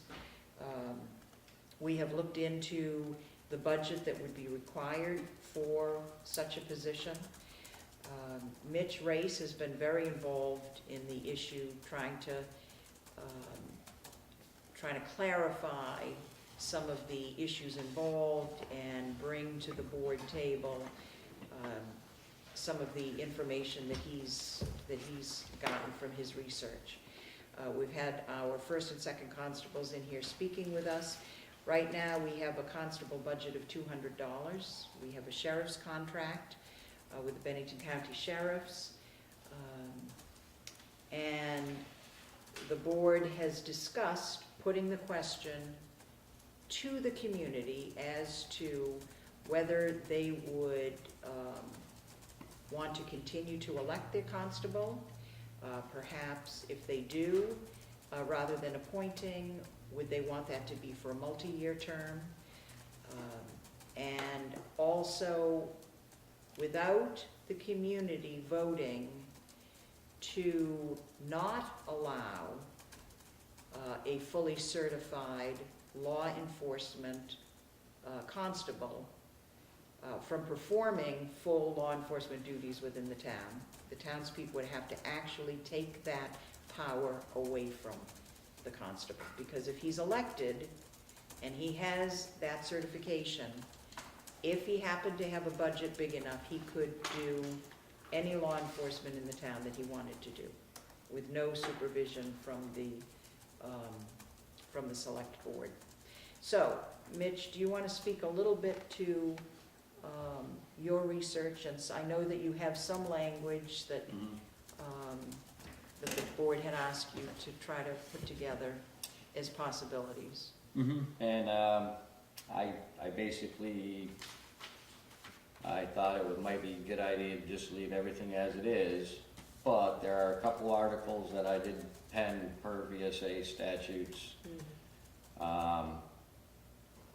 One would be, what I would consider, which makes a lot of sense to everybody, through all the conversations we've had, will the town vote to change the term of the constable from a 1 to a 2-year term in accordance with state statute Title 17 VSA 2646? That one, I think that's a no-brainer. I don't have a problem with that. I'm a little leery of putting up an article to change the office of constable from elected to an appointment, because that puts a burden on our town administrator, and the whole chain of command kind of comes through the town versus, it's a more, it's just, I'm not sure if that one should even be on the ballot. The third Well, it's one. no burden. I'm sorry to interrupt. I didn't think it would be a burden unless the voters did not vote to prohibit law enforcement authority. In other words, if he was practicing full law enforcement duties within the town. Right, if the voters authorized that aspect of their duties. I mean, if we're not gonna prohibit constables from assuming law enforcement authority regardless of whether there's, they could get training or whatever. If we're gonna remain as we are, per the statutes from 100 years ago, then it's absolutely no burden to move to an appointed versus elected, though I don't know why you would want to. Correct. Right. I mean, it's basically. Right. This serves the purpose. Basically, if you're appointed, you become a town employee almost. Yeah. Whereas an elected official is autonomous. Yes. They're their own person. They can do what they want to do They within statute. basically get elected by the people in the town. Right. And the select board really has nothing to do about it. Administration has nothing to do about it. We can offer direction and try to, steer, but that's it. So the third one, which I don't think it said, will the town vote to remove law enforcement authority from a constable that is a full-time certified law officer per state statute 1936A? I don't think that is well, let's see if Rob agrees with that language. Right, I wonder if you, Uh, I liked the way Margie worded it a little earlier. Will the town prohibit the That's the actual language. constable, a From fully exercising certified law law enforcement enforcement constable from exercising that authority within the town of Shaftsbury? I would, I mean, I would caution against that. I mean, just because once that is done and something happens, who knows, sheriff's contract doesn't renew for whatever reason or whatever, and now we have no one with police authority, even if they're full-time certified officer. But at that point, you could always go back to the townspeople. Well, that's, then you're, that's what I was saying, I recommend that we leave it just the way it is, with exception to maybe going from a 1 to 2 year term. And what's your reason for wanting to do that? 1 to 2 year term? Continuity. Every year, if someone would say, I want to run for constable, I could run, and who knows, or, anybody can run. At least, once you elect one for 2 years, you get 2 years, you get continuity. That's the only reason I'm for that. So, but what this would imply is that if we did not address the issue of prohibition of law enforcement authority in March, the only impediment, no, actually, there is no impediment. What would prevent, if anything, except for funding, lack of funding, Exactly. keep these guys who are certified, one of them, from acting as a law enforcement officer? Especially since they're We elected, can't so they can do control whatever they want. Yeah. We cannot control them. We could not control No, it, we so could not. So even if, I don't for get it. instance, To me, that's just a totally unintended consequence of this legislation. I just don't think that's where we're supposed to head. So are you saying that they I- want to see you appointed versus elected? Do you want to see all these articles, is what you're saying? I think that what the move is to try to give towns, including rural towns, low-cost options for a better choice of community policing options. And so I think that allowing your constables to practice law enforcement is, fits within that, in that vein. But by the same token, I don't think that without any public commentary whatsoever, our constable could suddenly go out and be a law enforcement No, officer. he is a law enforcement officer. He's not going to go out and be one. He is one. It isn't He is conditional, one it right is. now. So, but do the voters, didn't understand that he has that? That this I is don't like think the anyone understood inverse. Up until about This 6 is- months ago. no. Yeah, this is inverse. We certainly So did where's the check They- and they were on balance? notice There's of no, it. this It was is a just statute. The not. check and Check and balance balance. isn't funding. That's what I was getting at. That is the only impediment. That's It's the not an funding. insignificant But- impediment. But if a guy owns all his own equipment, he's got all his Right. equipment. Exactly. He could use So- his personal vehicle. So if here's a question for you, though. If Yeah. we are saying we're electing for 2 years, but we're giving them no budget, what's the point of even having constables? Well, like I said, I'd just soon leave everything the way it is. Well, but they don't, they Having can't looked do at it anything from all now. angles, I mean, honestly, Hmm.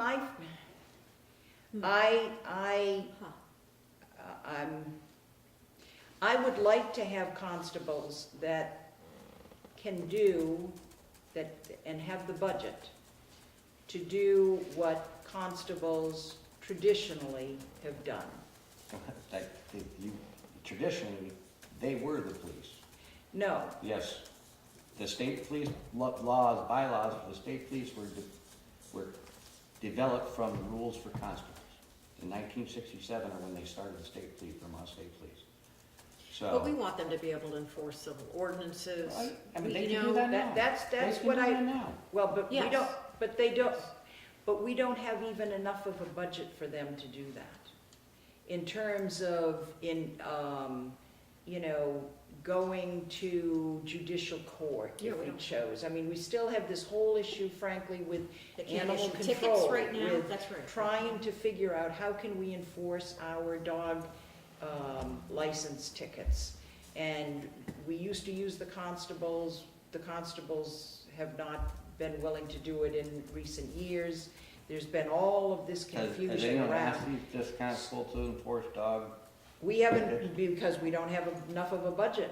We decided Got 20 hours. because there was, we have $200. 20 hours or 10 bucks an hour or whatever. That's all we have. Mhm. So, you know, the feeling was, let's clarify this. Let's determine what it is the community wants from their constables.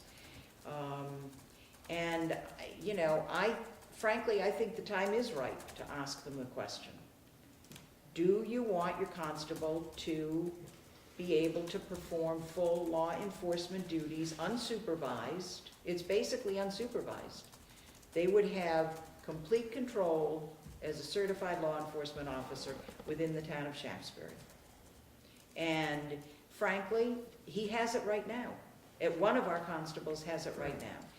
And the fact that he's choosing not to use his own equipment or his own car, maybe he doesn't have a car that has lights on it, I don't know, is only because we have cautioned him that we don't believe that's what the town's understanding was when he was elected, that when he was elected, he could, you know, go chase somebody up 7A who's speeding, or, you know, pull a drunk driver down to the jail. I don't know what, but, you know, Well, I I did think. my duty, I prepared the Yes. articles. Yeah. Yep, But that's why I don't know about the language.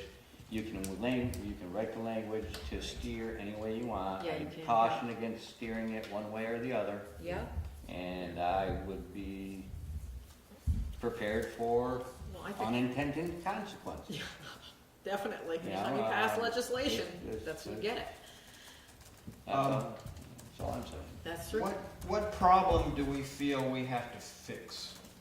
Because the way I see it, the constable is a small position, it's a $200 position. I think the state requires us to have a constable for maintaining order at public meetings and that sort of thing. That seems fine to me. It's not a big deal. What problem are we feeling we have to fix on the budget that we haven't had before? That we have to fix with a ballot article that we haven't had before? Well, I think because it's been, you know, this has come up from the constables themselves since 2009. They've been asking to be certified. We have actually, prior to having a fully certified officer who ran for constable, we had 2 constables who were not certified and had come to the select board and asked for the funding to get their certification. I think that was $800 per constable. It brought up the issue of the 1-year elected term. Do we really want to be putting $800 into a constable who may not run the following year? So that's when the idea of multi-terms came up. And frankly, without understanding that we cannot control an elected, fully certified law enforcement constable, the sense was, well, you know what, if we either appoint or it's a multi-year term and we invest in their certification, then we can direct them as to what kinds of enforcement we want them to do within the town of Shaftsbury. Now, So the it then, problem that we have is that we have a constable who has law enforcement powers that we haven't had before. that's right. It's been And reelected. so, it would seem that it would seem that we would want to keep that from happening. We would want to keep the constable from exercising law enforcement powers. No, I Is the think, problem that we're trying to address. I think that's what you're trying to decide. And I think we To want me, the in some ways, community it to. just seems like it's not an issue. I mean, Paul, we haven't had a constable before. I don't feel like Paul's gonna go out and run ramshot through the community, so I'm not feeling that there's I a don't problem we need to I solve. kind of felt that we were talking basically after having had our constables present their position and the sheriff present his position, that we found that there was a conflict in terms of what we thought the intent of the law was, which was to provide constables as an inexpensive option for towns. Based on the sheriff's position and his policy, that inexpensive option was not there, because it was either one or the other. He would not be able to work with them, based on his policy. And with that information, I understood we were attempting to undertake a trimming of the wings, if you will, of our constables, so that we would be able to fit within the policy of what the sheriff said he would be, his only way he could work with us, i.e. not to have constables with legal authority, whatever the term is in the statute. I thought that was why we were trying to cut back, because he made it clear, the sheriff made it clear that if we had constables with full legal authority in criminal matters, he would not enter into a contract with us. That's why I thought we were attempting to trim back these authorities. I thought that he was Who he? the sheriff was indicating that he would have a problem if we went to a sheriff, a constable with police authority. Yes. Yes. Well, and then he In fact, perhaps we did have not that. understand the statute said they have it.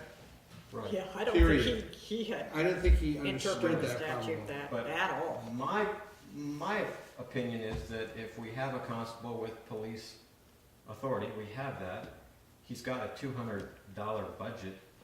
I don't think we have a problem with him encroaching to any significant degree on sheriff territory or authority with a $200 budget. A lot of what you do with what he could do has absolutely no limitation. I mean, the fact that there is no budget would not limit. Yeah, he No. wanted to. Right, he's got a gun, he's got a uniform, he can drive around, he could do it right now, if he chose. If he And chose. Paul has, It's personal restraint. that's right, that's right. He's made it very clear that Hey, he has Superman that, didn't he have a budget. already, he has that authority to act in this town as a law enforcement officer. Right. He has that authority to do it unless the townspeople have a concern about that and say, we don't want a constable to be performing that kind of duty. That's the way I just don't think understand we it have a anyway. problem we need to address. By accident, we have a constable with That's right. police authority. He Which- could go out and act as a policeman. If asked to. He said he won't. Right. I don't think we have It's a problem. actually, the original way I was looking at it was that it's an opportunity that landed in our lap, perhaps, that the community should take a look at. I mean, it raised, the fact that he's been reelected, makes you think to yourself, Which he's gonna. is he's there gotta a be elected message? This March. And also the feedback that I've received from people in town, when I've asked them a question about what would you prefer, elected official or appointed official, the feedback was elected. We don't want an appointed person because then we know how you guys on the board work. You're gonna appoint someone, your friendly guys, and he's gonna do whatever you wanna do, and that's how you guys work on the board, right? So, So from my feedback was that people would prefer to have an elected official. The way this started, in my mind, was that we thought we might have had an option to have a constable who could do community policing, be the Andy Griffith of Shaftsbury. We explored that possibility. We found out it wouldn't work with the sheriff, so we can't go that route unless we go all that route. Right. Choosing for the time being not to go that route entirely with the constable, I just don't see that there's anything we need to address. We happen to have a constable who's a sheriff, who's a policeman. I don't, it happens to be Paul McGann. We know Paul McGann, we trust Paul McGann. We don't think he's going to go out and do anything that we don't want him to do. He's only got a $200 budget. I just don't see a problem we need to address on the ballot.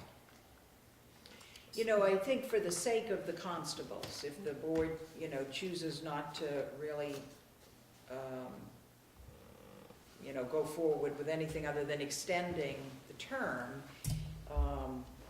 out of respect for the constables, and something that they've been coming to the board now several times since 2009, we do have a second constable who has been interested in getting part-time certified.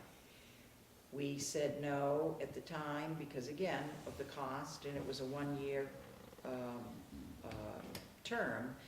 So, that's something that the board may want to revisit. If we're looking at, we're talking about continuity, and in a way, I say continuity for what? What are they doing? If we have constables, what are we using them for? They have a $200 budget. Have we defined what we want them to do? We know that one of them can do anything he wants to do now, law enforcement wise. The other one cannot. And if we continue to maintain 2 constables, which I don't know if that's something that the town wants to consider, do we continue to put a second constable on there for 2 years? And if so, he is not part-time certified. Those are questions that may come to the board in the future. And I think we just, this is not a position like the weigher of coal or the fence viewer. This is a more substantive position, and we've kind of kicked it down the road for the last 4 years, and continued to tell them, well, we're just giving you $200 budget because we haven't really clarified this. So, Well, the position we're in with the sheriff is, to me, the only decision to be made is whether or not to stop having the sheriff be our policeman and make the constable that position. no, I agree with the continuation of the sheriff's contract right now. Right, and if we do that, I don't see what there is to decide about the constable. So I don't see enough support to have an article in the constable's placed on the ballot. Do you want to For any continue just particular- with the year-long appointment, election? Or put the 2-year election on there? Election versus, and that'd be about the only thing I would suggest. But Again, given that Yeah. the constable duties are so limited, I don't see a problem with continuity. I'm open to be corrected on that, but he just doesn't do enough that there's a continuity problem. I would agree with that. I mean, extending it for 2 years. Huh? I don't really feel the need to have to make it 2 years at this point. no, I think frankly, the whole point about the constable versus the sheriff was a result of a person or persons who actually had the authority that gave us the opportunity to think outside the box, if you will, from where we were. If that person changes and we get a different type of person, we could revisit whether we want to make it 2 years. I don't think, as you said, I don't expect Paul's going to go out and start becoming the Green Lantern. And I think that if we don't have Paul available at some point and somebody does come in, that board can decide whether they want to make it 2 years. I don't see the need to have to just change that for the sake of a change. Okay, so we won't have anything on the ballot. Table the constable article with us, Go along with your recommendation. let it be. You all right with that, Amen, Margie? Yeah, I think I think a broader discussion at some point on community policing is warranted, Mhm. because I think that was the issue. But I don't think it's a burning priority. I think the town garage is more. Take Yeah. a, yeah. I agree that- Until there's another- I people, think until there's we some- hear that suddenly where people are desperate for Right, there more are law problems. enforcement coverage. Yeah. Yeah, I mean, That could happen. it It could could. happen, I It mean, could. It Chem could. Clean was broken into up in Arlington the Right. day the little flames burned, and, you know, and there was, I heard that doors were open when the firemen got there, but I don't know if that was broken into or not. You mean at La Flamme's? Oh, I heard they burst open. Oh, That was okay, what I read that in the paper too. Fire bursting. Okay. No, so I would like to revisit the whole issue with the bylaws. I'm going to, excuse Yeah, me. you gotta go. Thank Between you. now and the Thank next you meeting, for- we have to, thank because we have to adopt this by the 20th. So the 20th is At our our next next meeting. meeting, is Martin Luther King Day. Ooh. MLK Day. That's right. We could do Margie, it Tuesday, 21st? No? Thank you. Tuesday, That's not The a big deal for me. Martin Luther King? No. No, It isn't, no. No, I mean, just I could assume have- keep I it just on a assume on Monday Monday. night. Yeah, Yeah. yeah, the sooner the better. Yeah. Because we've got to get this Definitely. finished. Is that all right, Tim? Monday the 20th? Can you do Monday the 20th, Carl? Can you even think about a date right now? I'll be awake, I promise. Unless I- Okay. unless Make I sure get you, stuck. we'll email you the date, because Yeah. we know you won't remember. Yeah, I don't have a problem.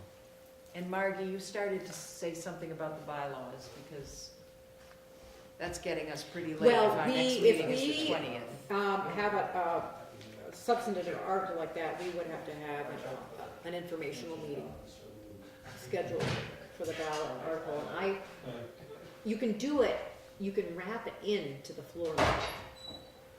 But I Can don't know you how. do a vote on the floor for those instead No. of putting it on No, a it's got to ballot? be Australian ballot. Yeah, No, it's got to but be it has to be a Australian vote of ballot. the people to do it that way. On the floor? Yeah, to go back to adopting the budget only on the floor. I mean. No, this time around, if we're planning to put these bylaws, these two bylaws on the ballot, they have to be voted Australian ballot this time Yeah, around. this would have to, that's the only way you can Yes. address this issue. That's right. And you would probably need to have an Okay, informational meeting. here's a that's scenario. all. We vote on them, they vote on them, they get voted no. We vote on them to give authority to the select board, the legislative body of the urban town. We turn around and bring them, have public meetings again, present them, and pass them.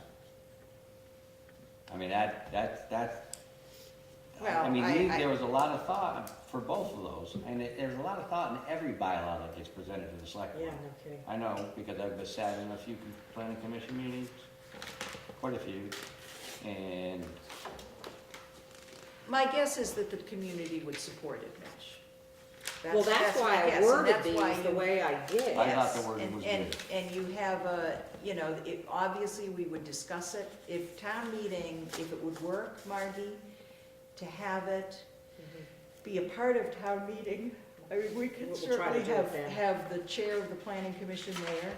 Yeah. Chris Williams Yeah. could give a presentation on these. Yep. We've done this in the past at town meetings, when we voted, I remember years ago when we voted the town plan, and,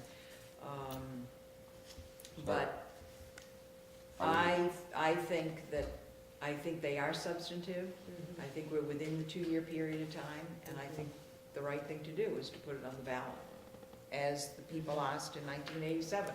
Right. But I do think that I would also like to ask them and explain to them that on the ballot, the next day is also going to be a question of, you know, should we be an urban town for the purpose of voting zoning and subdivision bylaws? I mean, that would be my recommendation as one member of this select board, that we recommend to the town that we go back to being an urban town. That's what we were, that was the way we did things. There was a reason at the time in 1987 that we switched it for this. But it certainly is more efficient. You don't recall what the reason in I, 1997? you know, for some reason, again, I'm thinking that it had to do with, there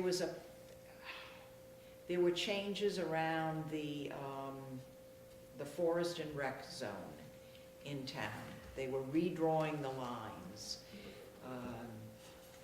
And, you know, there was some stuff going up on Glastonbury, and there was a big property developer that was going to be developing a lot of that area, and I know the school board got involved with some of it. I think I was actually on the school board at the time, because it may have been drawing in more people to the area, and the school couldn't handle the numbers. It's very vague in my head. But I do remember it as being, at the time, seeming to be a pressing issue, that they wanted to get it before the community. People were asking for the chance to vote on this stuff. So, but, you know, we have a lot of these things coming down the pike. I mean, the flood regulations are a perfect example. We didn't have a whole lot to say about those regulations. Sure did. Those came down Gave us a from, boilerplate. And That's you- right. and it had You to be, must. you have to do this. I Yeah. mean, and Well, frankly, we have to for FEMA purposes. yeah, and that's something that, you know, if the community voted against that, not understanding, you know, what would we have done? I don't know, that would have been a real problem. And all So, this stuff coming up too, so I mean, you gotta make them know that we have a lot of bylaws sitting in the hopper right now yes, to right, improve the town and its capacity to get more people in with the multi-housing bylaws and the multifamily housing bylaws and stuff like that, maybe redistricting. Now that's something you brought up, which I'm not sure it should be all or none. I mean, I personally, but that's, and we can talk about that on Monday, I guess, every 2 weeks from now. But yeah, the problem we can't- have, with that Monday, I mean, we're really down to the wire then in terms of getting the language out. So So- that will have to be, a decision will have to be made that Monday. so do we, I mean, Yeah, because- I like just saying we do support an urban town. Yes or no, per responses for bylaws and adoption and so forth. Well, again, I think the way that this was worded back in '87, to have the notations here, a little bit of an explanation, and we would, Margie, can you check with Rob to see if town meeting would be adequate for? I have that on my list, yeah. Okay, an informational meeting on Yeah, those when to 40 hold, I think it is, I think it says that right in the Okay, statute. okay. But, If Kenny was here, he'd say we shouldn't have bylaws. do you want to have a special meeting, just sole purpose for the warning for next Monday? Or not? I'm not We here. could, Oh, You won't be here. that's right, you're gone that Yeah.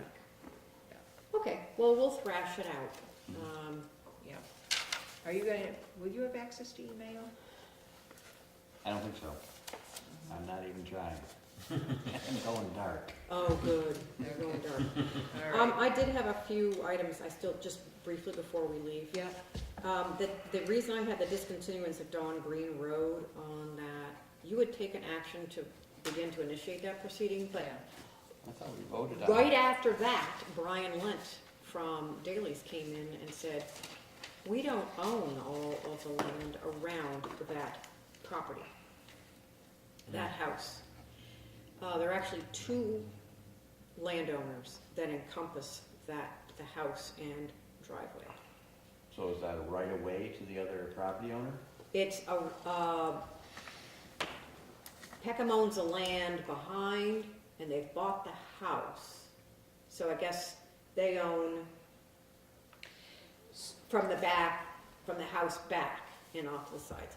The driveway itself, John Green Road itself, abuts lands of a landowner that lives actually on Simdeen Road. But in all practicality, the land, that, the back 40 that extends out to Don Green Road and, you know, extends to the north, is all wetland. I just don't think it's developable. So I just wanted to make you aware that we're not dealing with a single landowner, and, because that was that's what you had been convinced was the situation. So we can still move to hearing on this, despite the fact that we. I think we need to do Too that. late. I mean, So obviously, we will. they're just our additional abutting Right, property owners that we need to inform. I Right. still And believe that's firmly that that's basically the a other driveway property to the owner gets in. house. That's right. And we're plowing right. plowing and sanding so we a will get driveway. that on, we have the warning for that. Yeah, The other was that the zoning administrator informed me that the dumping issue on the Cloud property, yes. and Vincent, Jim that Vincent. issue is escalating, and you might be getting calls about it. I have yet to hear anything. Well, I had one call when I was at the transfer station, but I thought, based on what my conversation with David, was that the property owner had stopped any filling, any dumping. Is that not the case?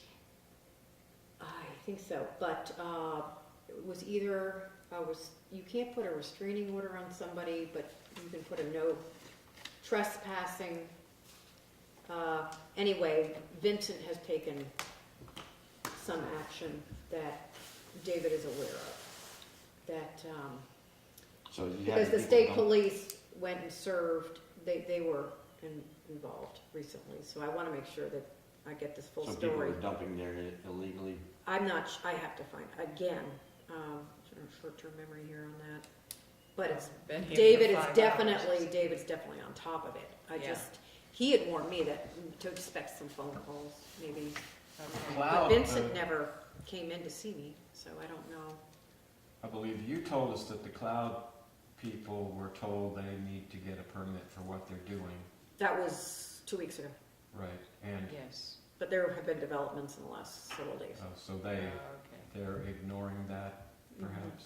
They don't want any more dumping. No, I don't. We don't have all the details Okay. from this I right just now. want to know that something has changed. I've had questions from people as to whether or not the board intends to announce any of the members who are running, if they're ever going to announce that they are running or not. And I You don't mean know. for March election? Yeah, Oh, well, I am not planning to run. Okay. My seat will be open okay. for the March Does anyone- election. And Carl, we don't know what I Carl's don't know intending. about Carl. He has Okay. the right to say what he wants to say if he wants to say it. Yeah, okay.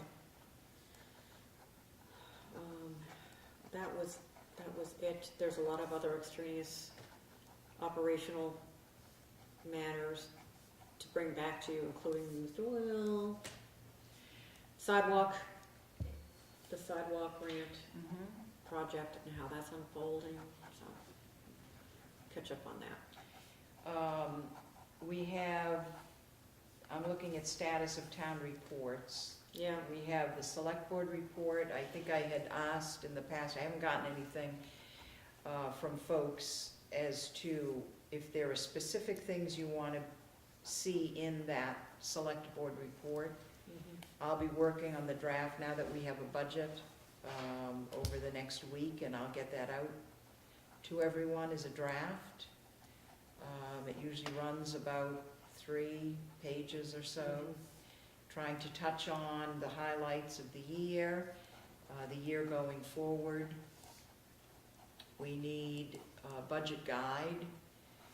Traditionally, and I we've can always, work on that. yeah, we've done a budget guide and we've done budget notes. So for some of the items that have changed, significantly, we try to have a notation in there. For instance, we'll have a notation on the fire truck reserve fund and the garage reserve fund, those kinds of things.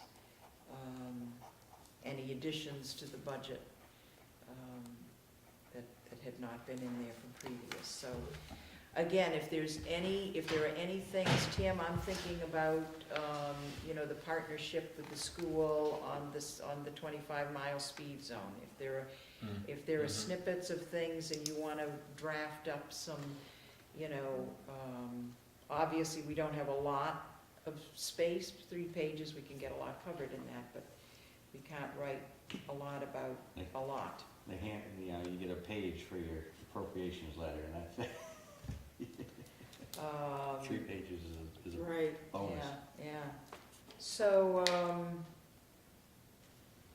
anything else, Margie, in terms of your report? At the moment, no. Except I will be out of town tomorrow and Friday. Okay. And so we will meet again on Monday, January January 20th. What time would you like to start? Regular time, 6:30? That's our regular meeting time. Well, it depends on how much we have to get done. Mm-hmm. So, I mean, I might propose that we try a little bit earlier than that. Just Workshop on because that. that's gotta be, that's the last night For the, we have. And I'd like frankly for the board to be approving the town select board report, the budget guides. And then we'll deal with the town meeting presentation after that. So, okay. I that's all just I've out of got. habit had written it down in my calendar at 5 o'clock, so. budget workshops are over. Right, I mean, So we could start at 6. Does that work? Mhm. Yeah, absolutely. For a half an hour on single issue, Yeah, town meeting. yeah, Then it could fold over into the, right, it's all gonna fold in, because we're gonna be talking about the bylaw language and.